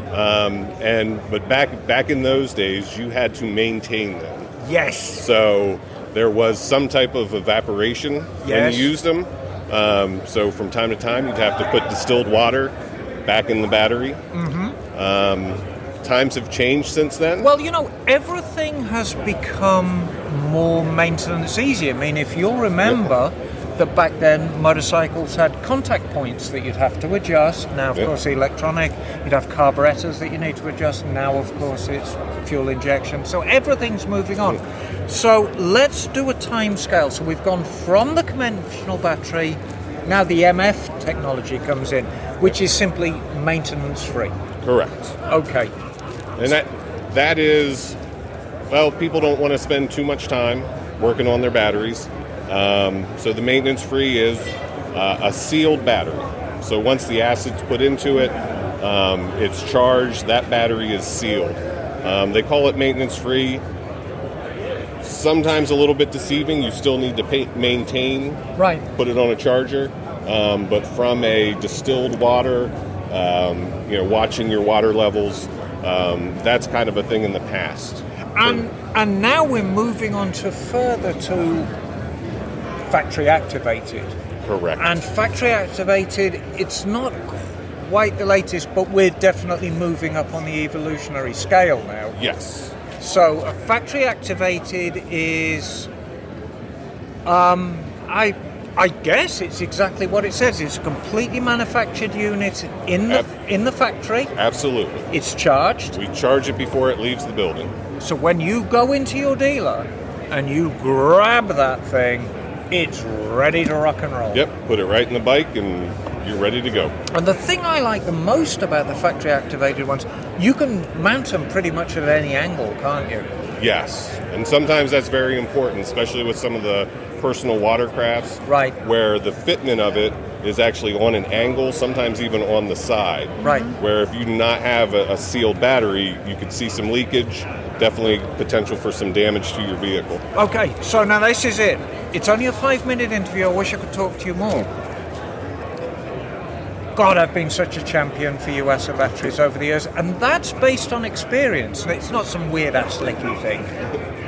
Tell me why Yuasa batteries are far superior to any other bike. What I always tell people is, they always moan and say, it's twice the price. And I say, it's at least twice the battery. Okay. Why? We pride ourselves on the quality. And that's part of the process when we build the battery. It's part of the chemistry that goes into it. Some of it's proprietary. Right. But it's definitely, if you look at things like the quality of the lead, typically the plates inside the battery, it is 100% pure lead. We don't use recycled lead in the product. There's certain methods that we use. And sometimes that's the reason why the batteries are a little bit more expensive, because our process takes longer. There's higher quality checks. Everything that we go through is monitored. So we're testing voltage as it goes through the process, and definitely before it leaves the door. Our latest line is our GYZ line. Okay. And the reason why that's the most powerful battery in the power sport industry is because there's more lead in it. So where you may have a normal YTX where the lead plates go up about 70% of the battery, we pack more into our GYZs where the plates actually go up 80 to 85% the height of the battery. Again, it's a longer process, it's a more expensive process, but there's more in there to give you more power and more CCAs. So, and I'm actually glad you brought up the subject of the volume of the plates within. I remember many years ago, I had a very disappointed customer bringing a battery that they had bought from a nationwide automobile parts distributor who rhyme with Auto Rome.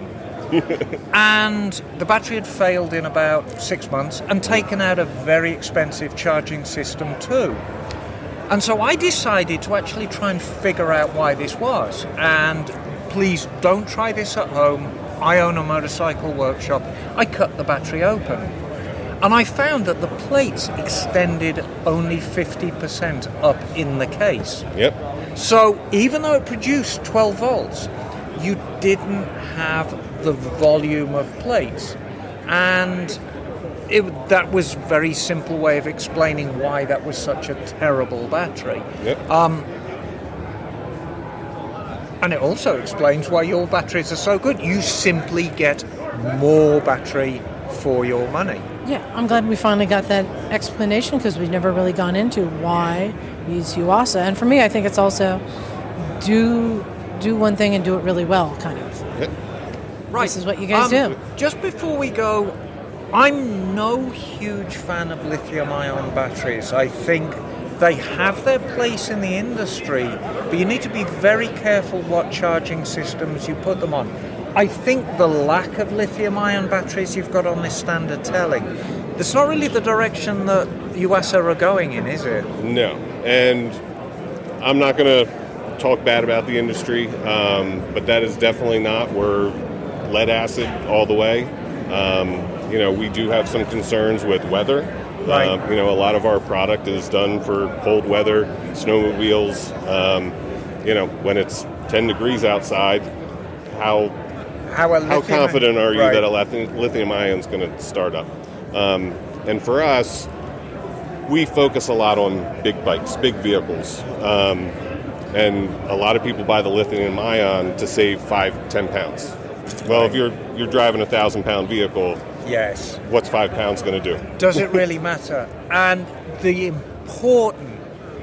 I cannot stress this enough, the important figure on any battery is the CCA, is the cold crank amps. And that's the measure of a battery. And the more you got CCA, the more it's going to crank your bike when it's cold. And this is where the cheaper batteries fall by the wayside. And like a phoenix, Yuasa rises above the rest. What a great interview, Joel. Thank you so much. And thank you so much for explaining to me why the batteries I love are so good. Thank you. Thank you. My pleasure. Thank you. Thank Good you. interview.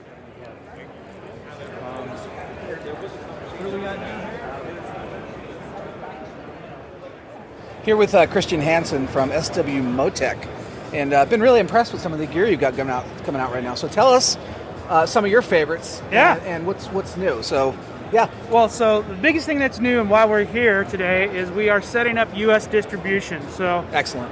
We have a spot in Oregon now, a warehouse and a sales office, and a U.S. website. So that's our starting point. But let me show you some of the parts we're excited about. Sure. We are launching here the new Sys Bag waterproof system. We've had this product for a number of years, but this is the evolution. We're looking at a soft bag. Yep. With a PVC outside. You got it. Yep. Go ahead. All of them have a MOLLE patch, and there's accessories and all sorts of pieces we can add and include to that we make, which is fantastic. But this is a roll top waterproof bag,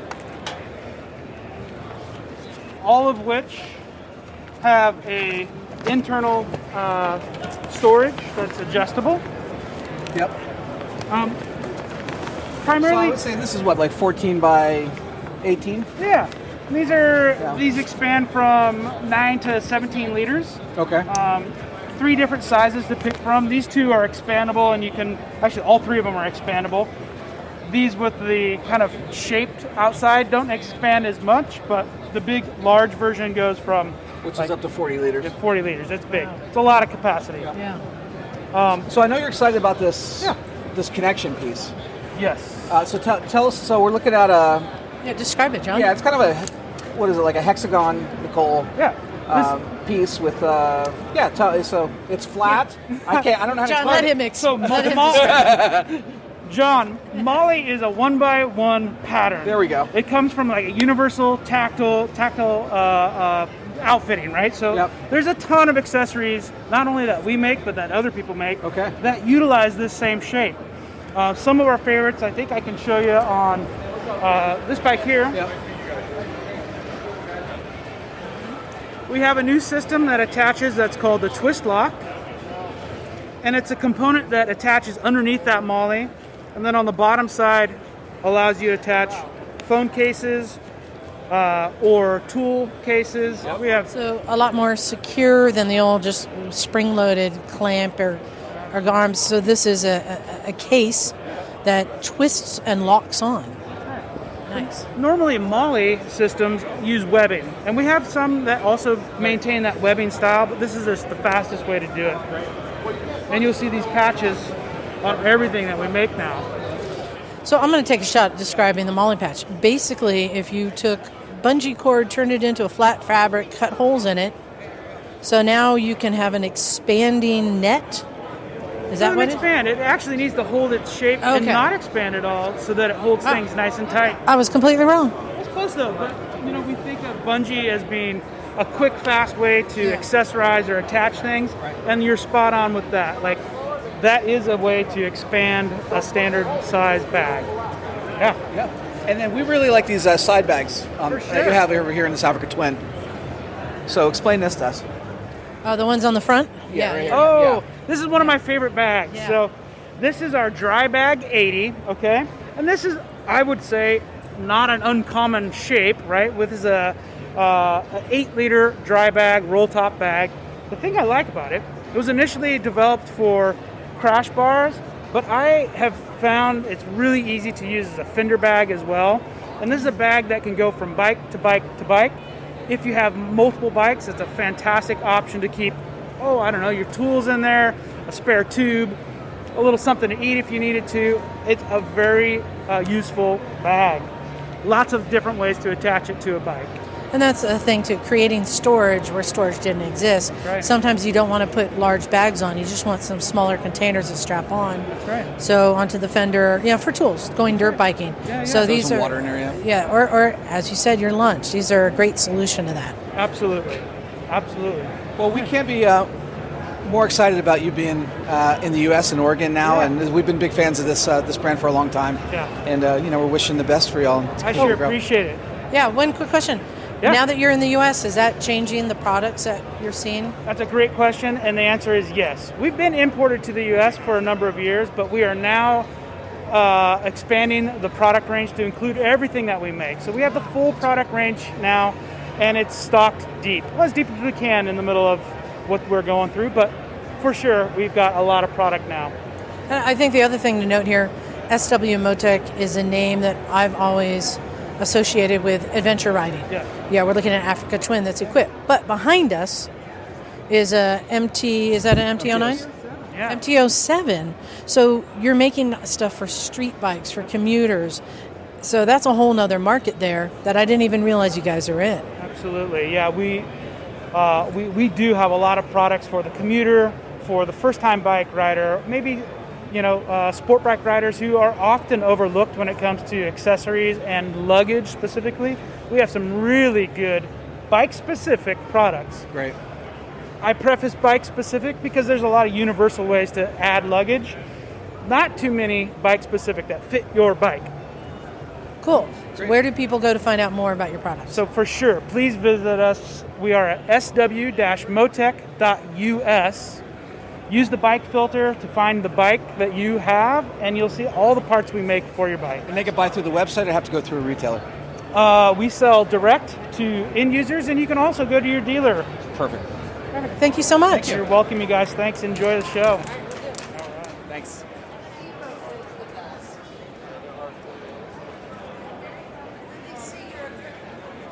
All right. I am with quite an old friend of mine from the industry. Tell us your name. Lee Anderson. And what do you do, Lee Anderson? Well, right now I am the area sales manager for Suzuki Motor USA. My territory includes Northern California, Southern Oregon, Northern Nevada, and Northern Utah. That's us. Yeah. So, what makes Lee a very unusual case?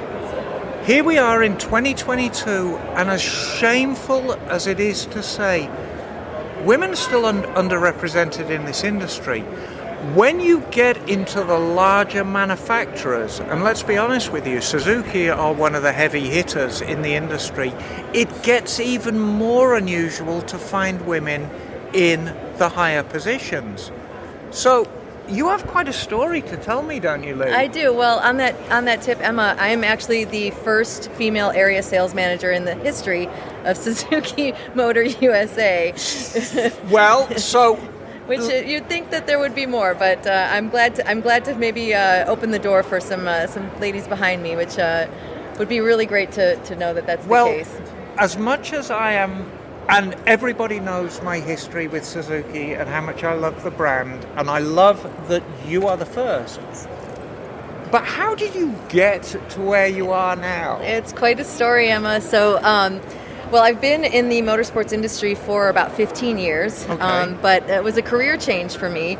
Before I was in motorsports, I was a radio personality. And I did that for about 15 years. Okay. So I started when I was 12. No, I'm just kidding. So I was going to say you started as a toddler. I was 18. It was my first job out of high school. I grew up in Detroit. And Detroit, as I don't know if you know, but is a very, very radio-oriented city, especially in the 80s. When I was in high school, the rock radio revolution was really happening in Detroit, and I got sucked into it, decided I wanted to be a DJ.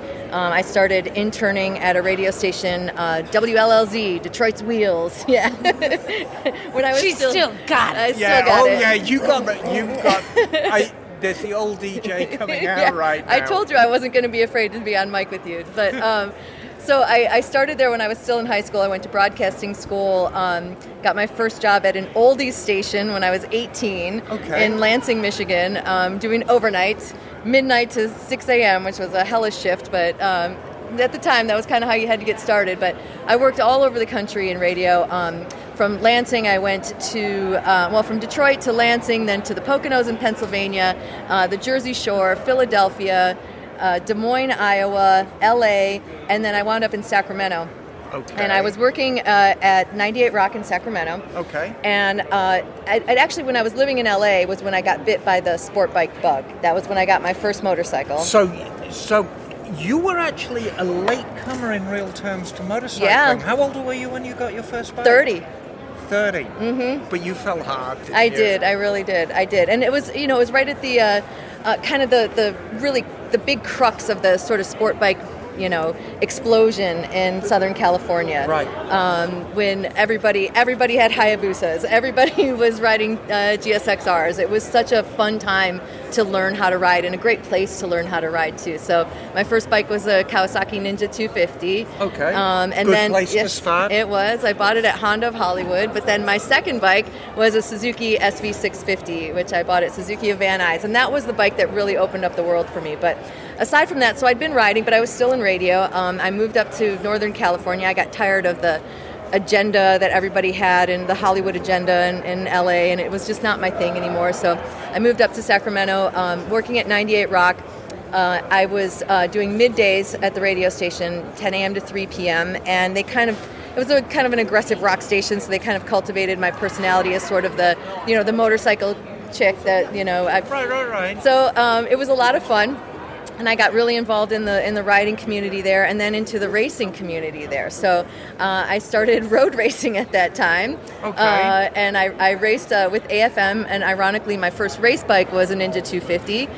which was really a fun experience. And I kept getting a little bit better and a little bit better and a little better, and I started instructing track days, and I got really, really involved in the racing community and wanting to also kind of help mentor other women riders as well. It was a really fun time for me. You know what, Lee? This is a commonality I find with so many women in the industry, For sure. and I'm included in this as Yeah. well. It's so uncompetitive with other women. Yeah. You know, guys want to be the top dog. For sure. All we want to do is bring more of us into the industry and bring more of us into the sport. You're so right, Emma. When I first started racing with AFM, which is the, it's a club race, a club road racing organization in Northern California. There were 11 women. And there were about 500 members altogether. Right. So there were not very many women. We definitely stood out. In fact, I'll tell you a funny anecdote. When you're talking about women being really accepting and men, some of them not so. One guy who was in my class was really jealous of the fact that I got help. I was having people who were quote unquote sponsoring me, even though I sucked. And he said, why are you getting help? Why are you getting tires? Why are you getting this assistance? And I'm way better than you. I'm winning. Why am I not getting this help? And I said, they're never going to remember the guy who comes in 7th, but they're going to remember the girl who comes in 17th. So, right. It's about being remembered, and it's also about making an impression and being that ambassador, which I think I really was. So it was a lot of fun. After I did 2 years on the 250, I'm kind of getting a little bit ahead of myself. I did start racing another SV. I started racing SV 650 at that point. That's a great platform to race. And It is. a lot of people have got a very good start on the SV. It's a great bike, and I've owned many of them. But in the meantime, so about how I got into the motorsports industry, of course, it was becoming more and more a part of my life. And Right. radio, it was still, music is always where my heart is. It was definitely a fun job, but it was becoming more and more corporate. A lot of the fun that was, things that I was expecting in the beginning of my career didn't come to fruition at this Right. point. I wasn't really enjoying it. I wasn't allowed to be as creative as I wanted to be in the beginning. For example, we weren't, radio was, the corporatization of radio was really, really strong at that point. It still is, of course, but it was really when it began. We weren't allowed to take requests. We had to stick with the format. The fun was getting sucked out of it for me. And I looked around and I said, I've been doing this for 15 years, and what do I have to show for it? I have some, framed concert posters that are signed, and that's about it. And I'm kind of guessing, I'm kind of doing the math in my head.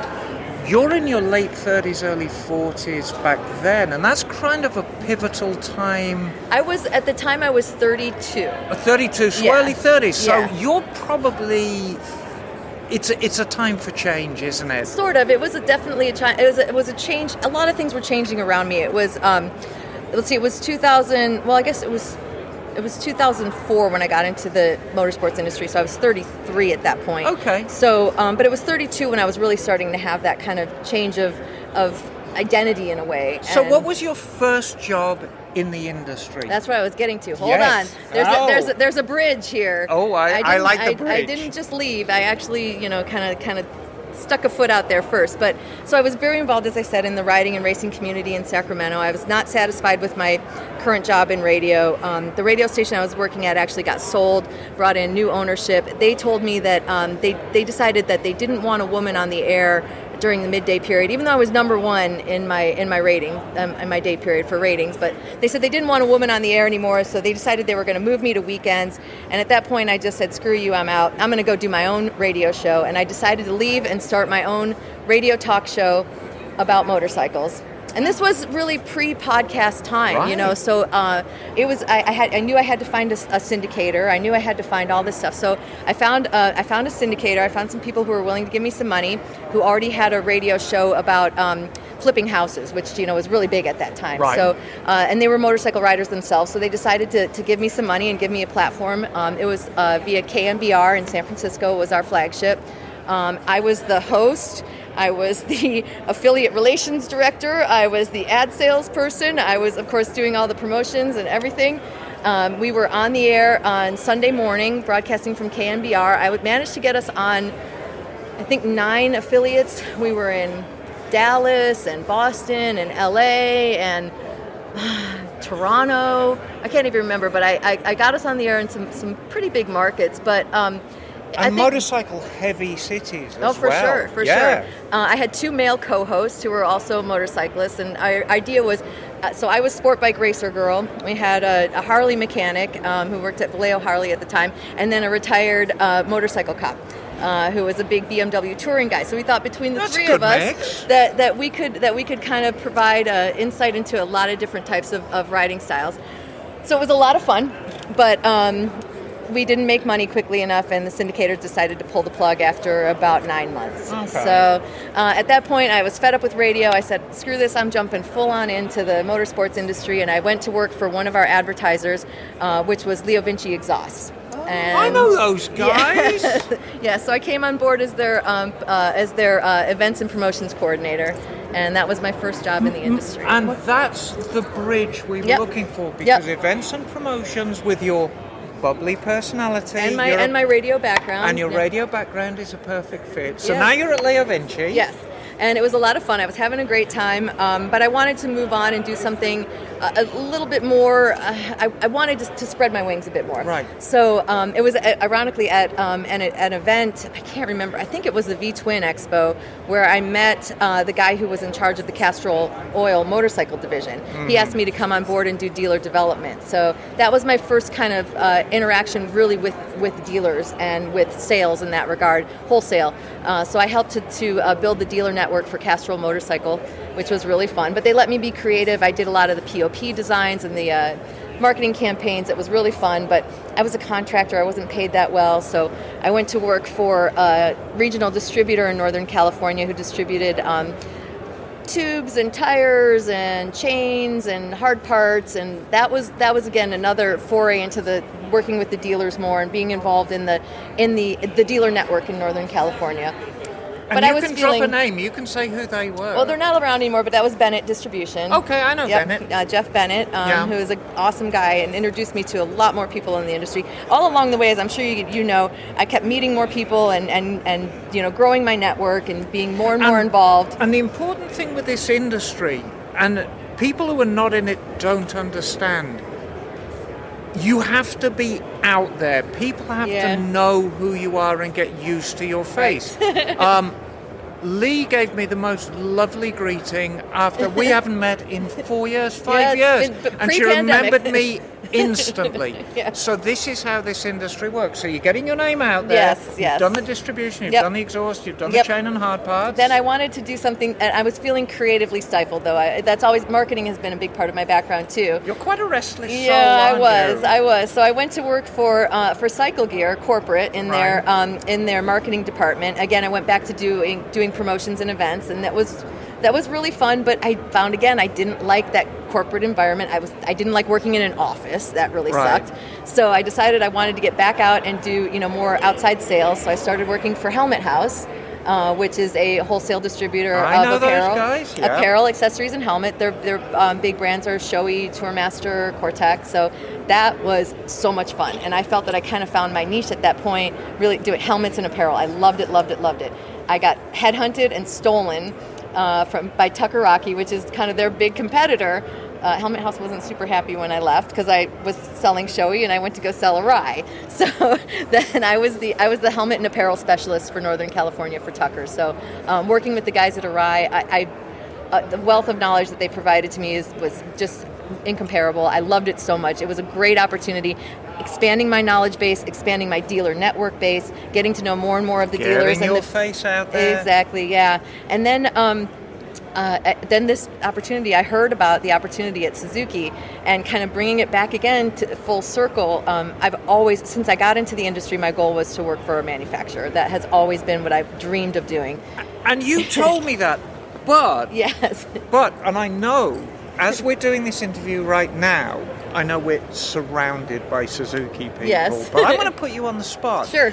There's a commonality about your previous jobs that you've expressed a dissatisfaction with, and that's the corporate culture. Right. And Suzuki is every inch. Very much so. The corporate culture. I've worked for Japanese companies, and I know the corporate face and the corporate product is extremely important to that. So how do you make that balance between being Lee and reducing Lee to be part of this giant corporation? Well, this is another thing that you said earlier and that you were looking for as well. I am the bridge. I'm the bridge between the dealers and the manufacturer now. Right. So this is my role. My role is to be, I'm a representative for Suzuki, but the dealers are also the people who I'm representing. So I am working to bridge the gap between the corporate world and the in the trenches selling the product role. And that really is what works for me. Are you good at your job, Lee? I'm great at my job. I know you are. I knew the answer to that before I even asked you. So look, we're going to wind it up. Yes. What a great story. I told you. Oh, you did. So I tell you what we're going to do, and this is like a little Easter egg for you. Oh, okay. I want you, we haven't got all the Suzuki products here, but we've got enough. Yes. Pick your favourite one and tell me about it, and tell me why I should buy it. Well, my favorite one isn't here, which would be the SV650. Yes, well, I know. So that's my personal favorite. So what we've got right here is we've got the old standby, we've got the Hayabusa, which is the size of an aircraft carrier. We've got the GSX S GT. Yes, GSX 1000 GT. Gran Turismo. This is the GT Plus. This is GT Plus, so this has got all the bells and whistles. Yeah. And we've got the old standby, the Gixxer 1000 S. Yes. Which is the naked Street Fighter. I think what we're going to do is, we're going to swap out, put Jim in, because he's interested in this bike. Lee, what I want you to do is, and I know it's a little bit out of your wheelhouse, but I know you can do it. Sure. So Jim here is genuinely, he's got 15 grand burning a hole in his pocket. Okay. And got it right there. He's got his wallet out right now. So do your best. Sell him that GT. Oh, sure, I will, gladly. All right, so Naked Jim back here with Lee. And as threatened, we are going to do a product review of the new Gixxer Sport Touring bike, or Grand Touring, however it might be. So just for a little context, I am in the market for a new bike. You know, I commute daily on a FC1 2012. I love the bike. The only reason I'm in the market for something new is to take advantage of the new technology for safety. I commute over a mountain road that is a fun racetrack, but when you're commuting, you can come around a turn to unexpected things. So I'm trying to take advantage of that, but also it'd be my sport touring bike. So, because you know, once you get up into the kind of the inline 4 power of the leader bikes, it's a bit intoxicating and it's hard to put away. So anyway, I'm hoping Lee can kind of walk me through why this would be my great commuter, fun bike for the twisties, but then go on vacation to Southern California. All right, so this is our brand new for 2022 GSX 1000 GT Plus. So as you mentioned, it is kind of based on the GSXR platform, the GSXR 1000. Very proven. A very proven, very storied, very loved motorcycle motor. It's obviously a kind of a go-to for a lot of different platforms. Which is cool. They didn't mess with something that worked. Right, exactly. They did tune it a little bit differently, so you're getting a little bit more low and mid-end in this and a little bit less horsepower, but it sounds like for somebody like you maybe don't need that super top-end speed, and this will give you plenty of power for what you do need. I know this gives me more power than my FC1, and the FC1 is plenty, so I don't spend a lot of time at 10 and 11,000 RPM, but yeah, plenty of power. Jim, you and I have both talked about the difference when we went from our 650s to leader bikes. You didn't use it often, but when you needed it, say to get out of a situation on the freeway, it made all the difference. So I agree with you. I think leader bike, not for the speed, but for the maneuverability is important. Yeah, because if you commute, and if people that commute, they get it. It's like stopping's not really your option. So what you need is nimbleness and quick speed. And that's definitely a safety feature. Yeah, to keep it safer. Definitely. Along with cool braking. I'm sorry I interrupted. That's okay. So this bike is the newest edition of our GSX 1000F, which was our first touring version of this bike that we introduced. And basically it was the naked bike with a windscreen and a fairing. And that was really the only main difference. But now they've completely redesigned this bike to be a touring bike specifically, sport tourer. So the first thing that they did, starting from the rear of the bike, was they beefed up the subframe and the suspension. So it is really truly intended to be a very comfortable, very capable very able two-up riding bike. So if I want to throw my girl on the back with Yep. a little bit of some luggage and head down the Pacific Coast Highway to Santa Barbara, I'm in good shape. You are definitely in good shape. Nice. And then, of course, they added the hard bags here, which you've got on the bike as well. They are easy to remove, lockable, large enough to hold a full face helmet on each side. So that's a big thing too. If you are traveling and or commuting and you want to have your helmet locked up, you don't want to carry it in with you. So my current GVs on my FC1, when I do put them on, it has to be the top case. It will not fit in the side case. Yep, will fit in the side cases on this one. They also added a quick shifter. So this is a bi-directional quick shifter for up or down shifts, which is really convenient. We talked about this a little bit earlier in depth, and apparently, and I would love to try it, the quick shifter is apparently modern Marvel technology. So literally, once you get the bike going, you're done with the clutch. Yeah, as long as you know how to time the RPMs, you're good. Yeah. But I think the bike has a technology where it kind of takes the timing of the RPMs out of it for you. So anyway, I thought that was cool, the quick shifting. It's definitely forgiving, for sure. They also added a much larger gas tank than the previous version. It's got a 5-gallon gas tank on it, which is kind of unusual for a bike its size. Usually you only find that on the big touring bikes, but this is also less than 500 pounds, too. So which is a big deal. It really is. And the seat height is 31.8 inches. So it's a more rideable bike than I think a lot of other bikes are in this category. I'll give you an example. I had a dealer who had a customer who was very interested in this bike, and they had a unique situation. It was a husband and a wife. They both rode. They wanted a bike that either one of them could ride or that they could ride together. And there aren't very many bikes that would fit the bill for that. So I think this one was an ideal choice for them, and I think it would be for somebody in that situation too. Yeah, and it sets up nicely for me. I mean, I'm 6'1", 205, something like that. And a lot of the more sporty bikes I get cramped up on. But this one, it has a low seat height, so it's easy to get the feet down, obviously. But then when I get my feet up on the pegs, it's very comfortable. So I think I could do, a bunch of hours on this without too much. It's very comfortable. The ergonomics are super comfortable. It's got a lower handlebar, a little bit more forward foot pegs than the more sporty version. So it's definitely comfortable for the long haul. Also has cruise control. So if you are planning I can ride like this. if you are planning on doing some long distance riding, the cruise control is really ideal, and it's definitely a cool feature. And then also the new thing that we're really excited about on this model, and this comes on the GT Plus, which is the luggage version, the GT, which is the version that does not come stock with the luggage, but you can add it as an aftermarket if you choose to, and then also our GSX S1000, which is the naked version. They all have this beautiful full-color TFT display. So we're really getting into new technology with the TFT, the thin film technology. It's beautiful. The color contrast is really great, even in bright sunlight. It has two versions. It can be in a black background or a white black background, so it's really easy to see if you're riding at night or in the daytime. But the coolest thing about it is that this is the first bike that we've introduced with smartphone connectivity. So we have our own Suzuki My Spin app that you connect to it. It's super simple. The user interface is it's very, very easy to use. And it's intended to be like a, Apple CarPlay or Android Auto, where you just connect your phone and then you put it in your pocket and you forget about it. And you just interact with the dash, which is super safe for something that you're looking for. Easy to change on the fly because there's not a lot of menus. You just do the select and then you're done. It's very, very user-friendly. And then we do have the USB port here, too, so you can plug in your device if you need to and not worry about it. One thing I noticed talking about the interface, the display, we looked at it earlier. You can't see it, obviously it's on podcast, but super clear, a lot of adjustability to brightness and things like that. But one thing I like, when you put your thumb on the controls, we were riding Indian Roadmasters last week, had all the bells and whistles, but there were so many buttons, you were kind of looking for things a little bit.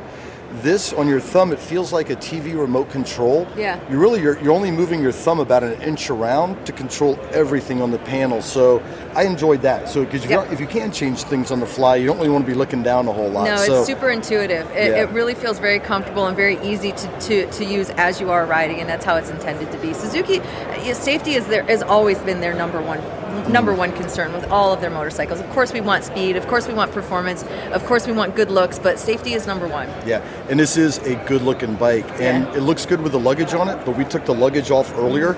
You take the luggage off the bike, it's like a different looking motorcycle. I think it looks great. And if somebody doesn't want that luggage, they can buy the version just the regular GT version that does not come stock with the luggage for about $500 less. Right on. So I think this is the only one in America right now. Yeah, just about. When can I lay down my hard-earned cash They'll be showing up in dealerships later this spring. So we're guessing probably April, May. Cool. Right on. Well, hey, thanks for walking us through the bike. No problem. Check it out online. It's a beautiful looking bike. Sitting on it, super comfortable, and I'm sure it's a rocket. So right on. We'll see you out there. Thank you. Thank you. Greatest of all time, Ricky Carmichael.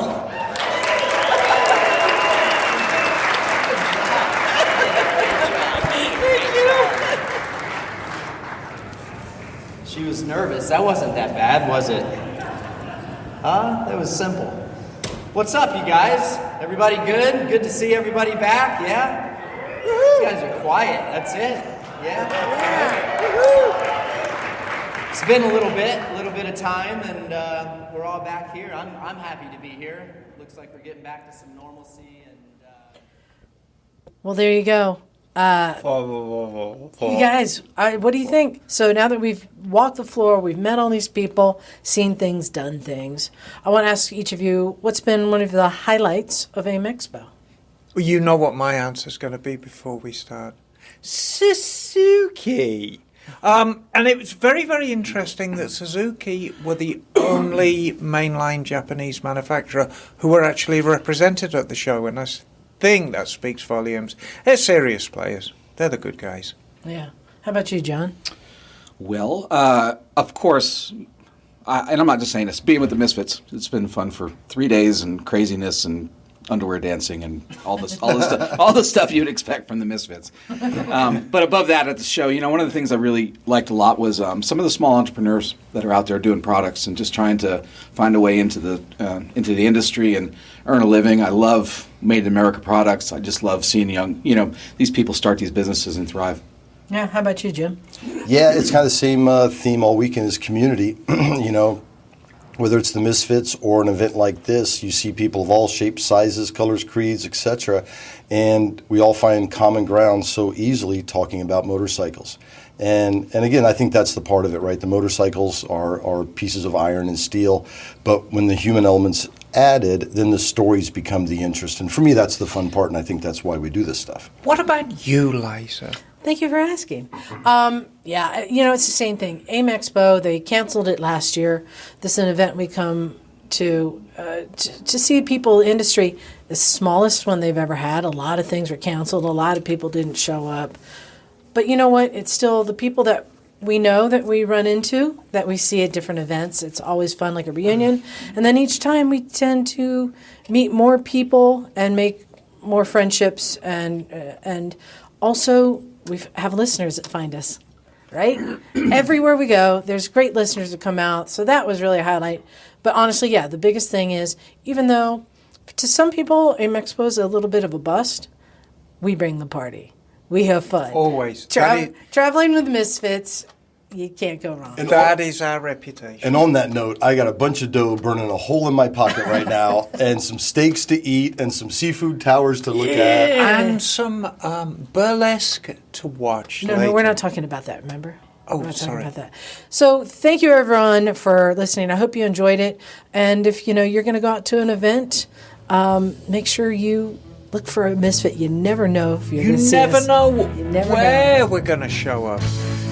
Anytime a neighborhood needs dragging down, we'll enter it. All right. On that note, let's get out of here. Thanks, everyone. This is Liza. Emma, darling. Stumpy John. Naked Jim, son. And we are out of here. Cool. Viva Las Vegas.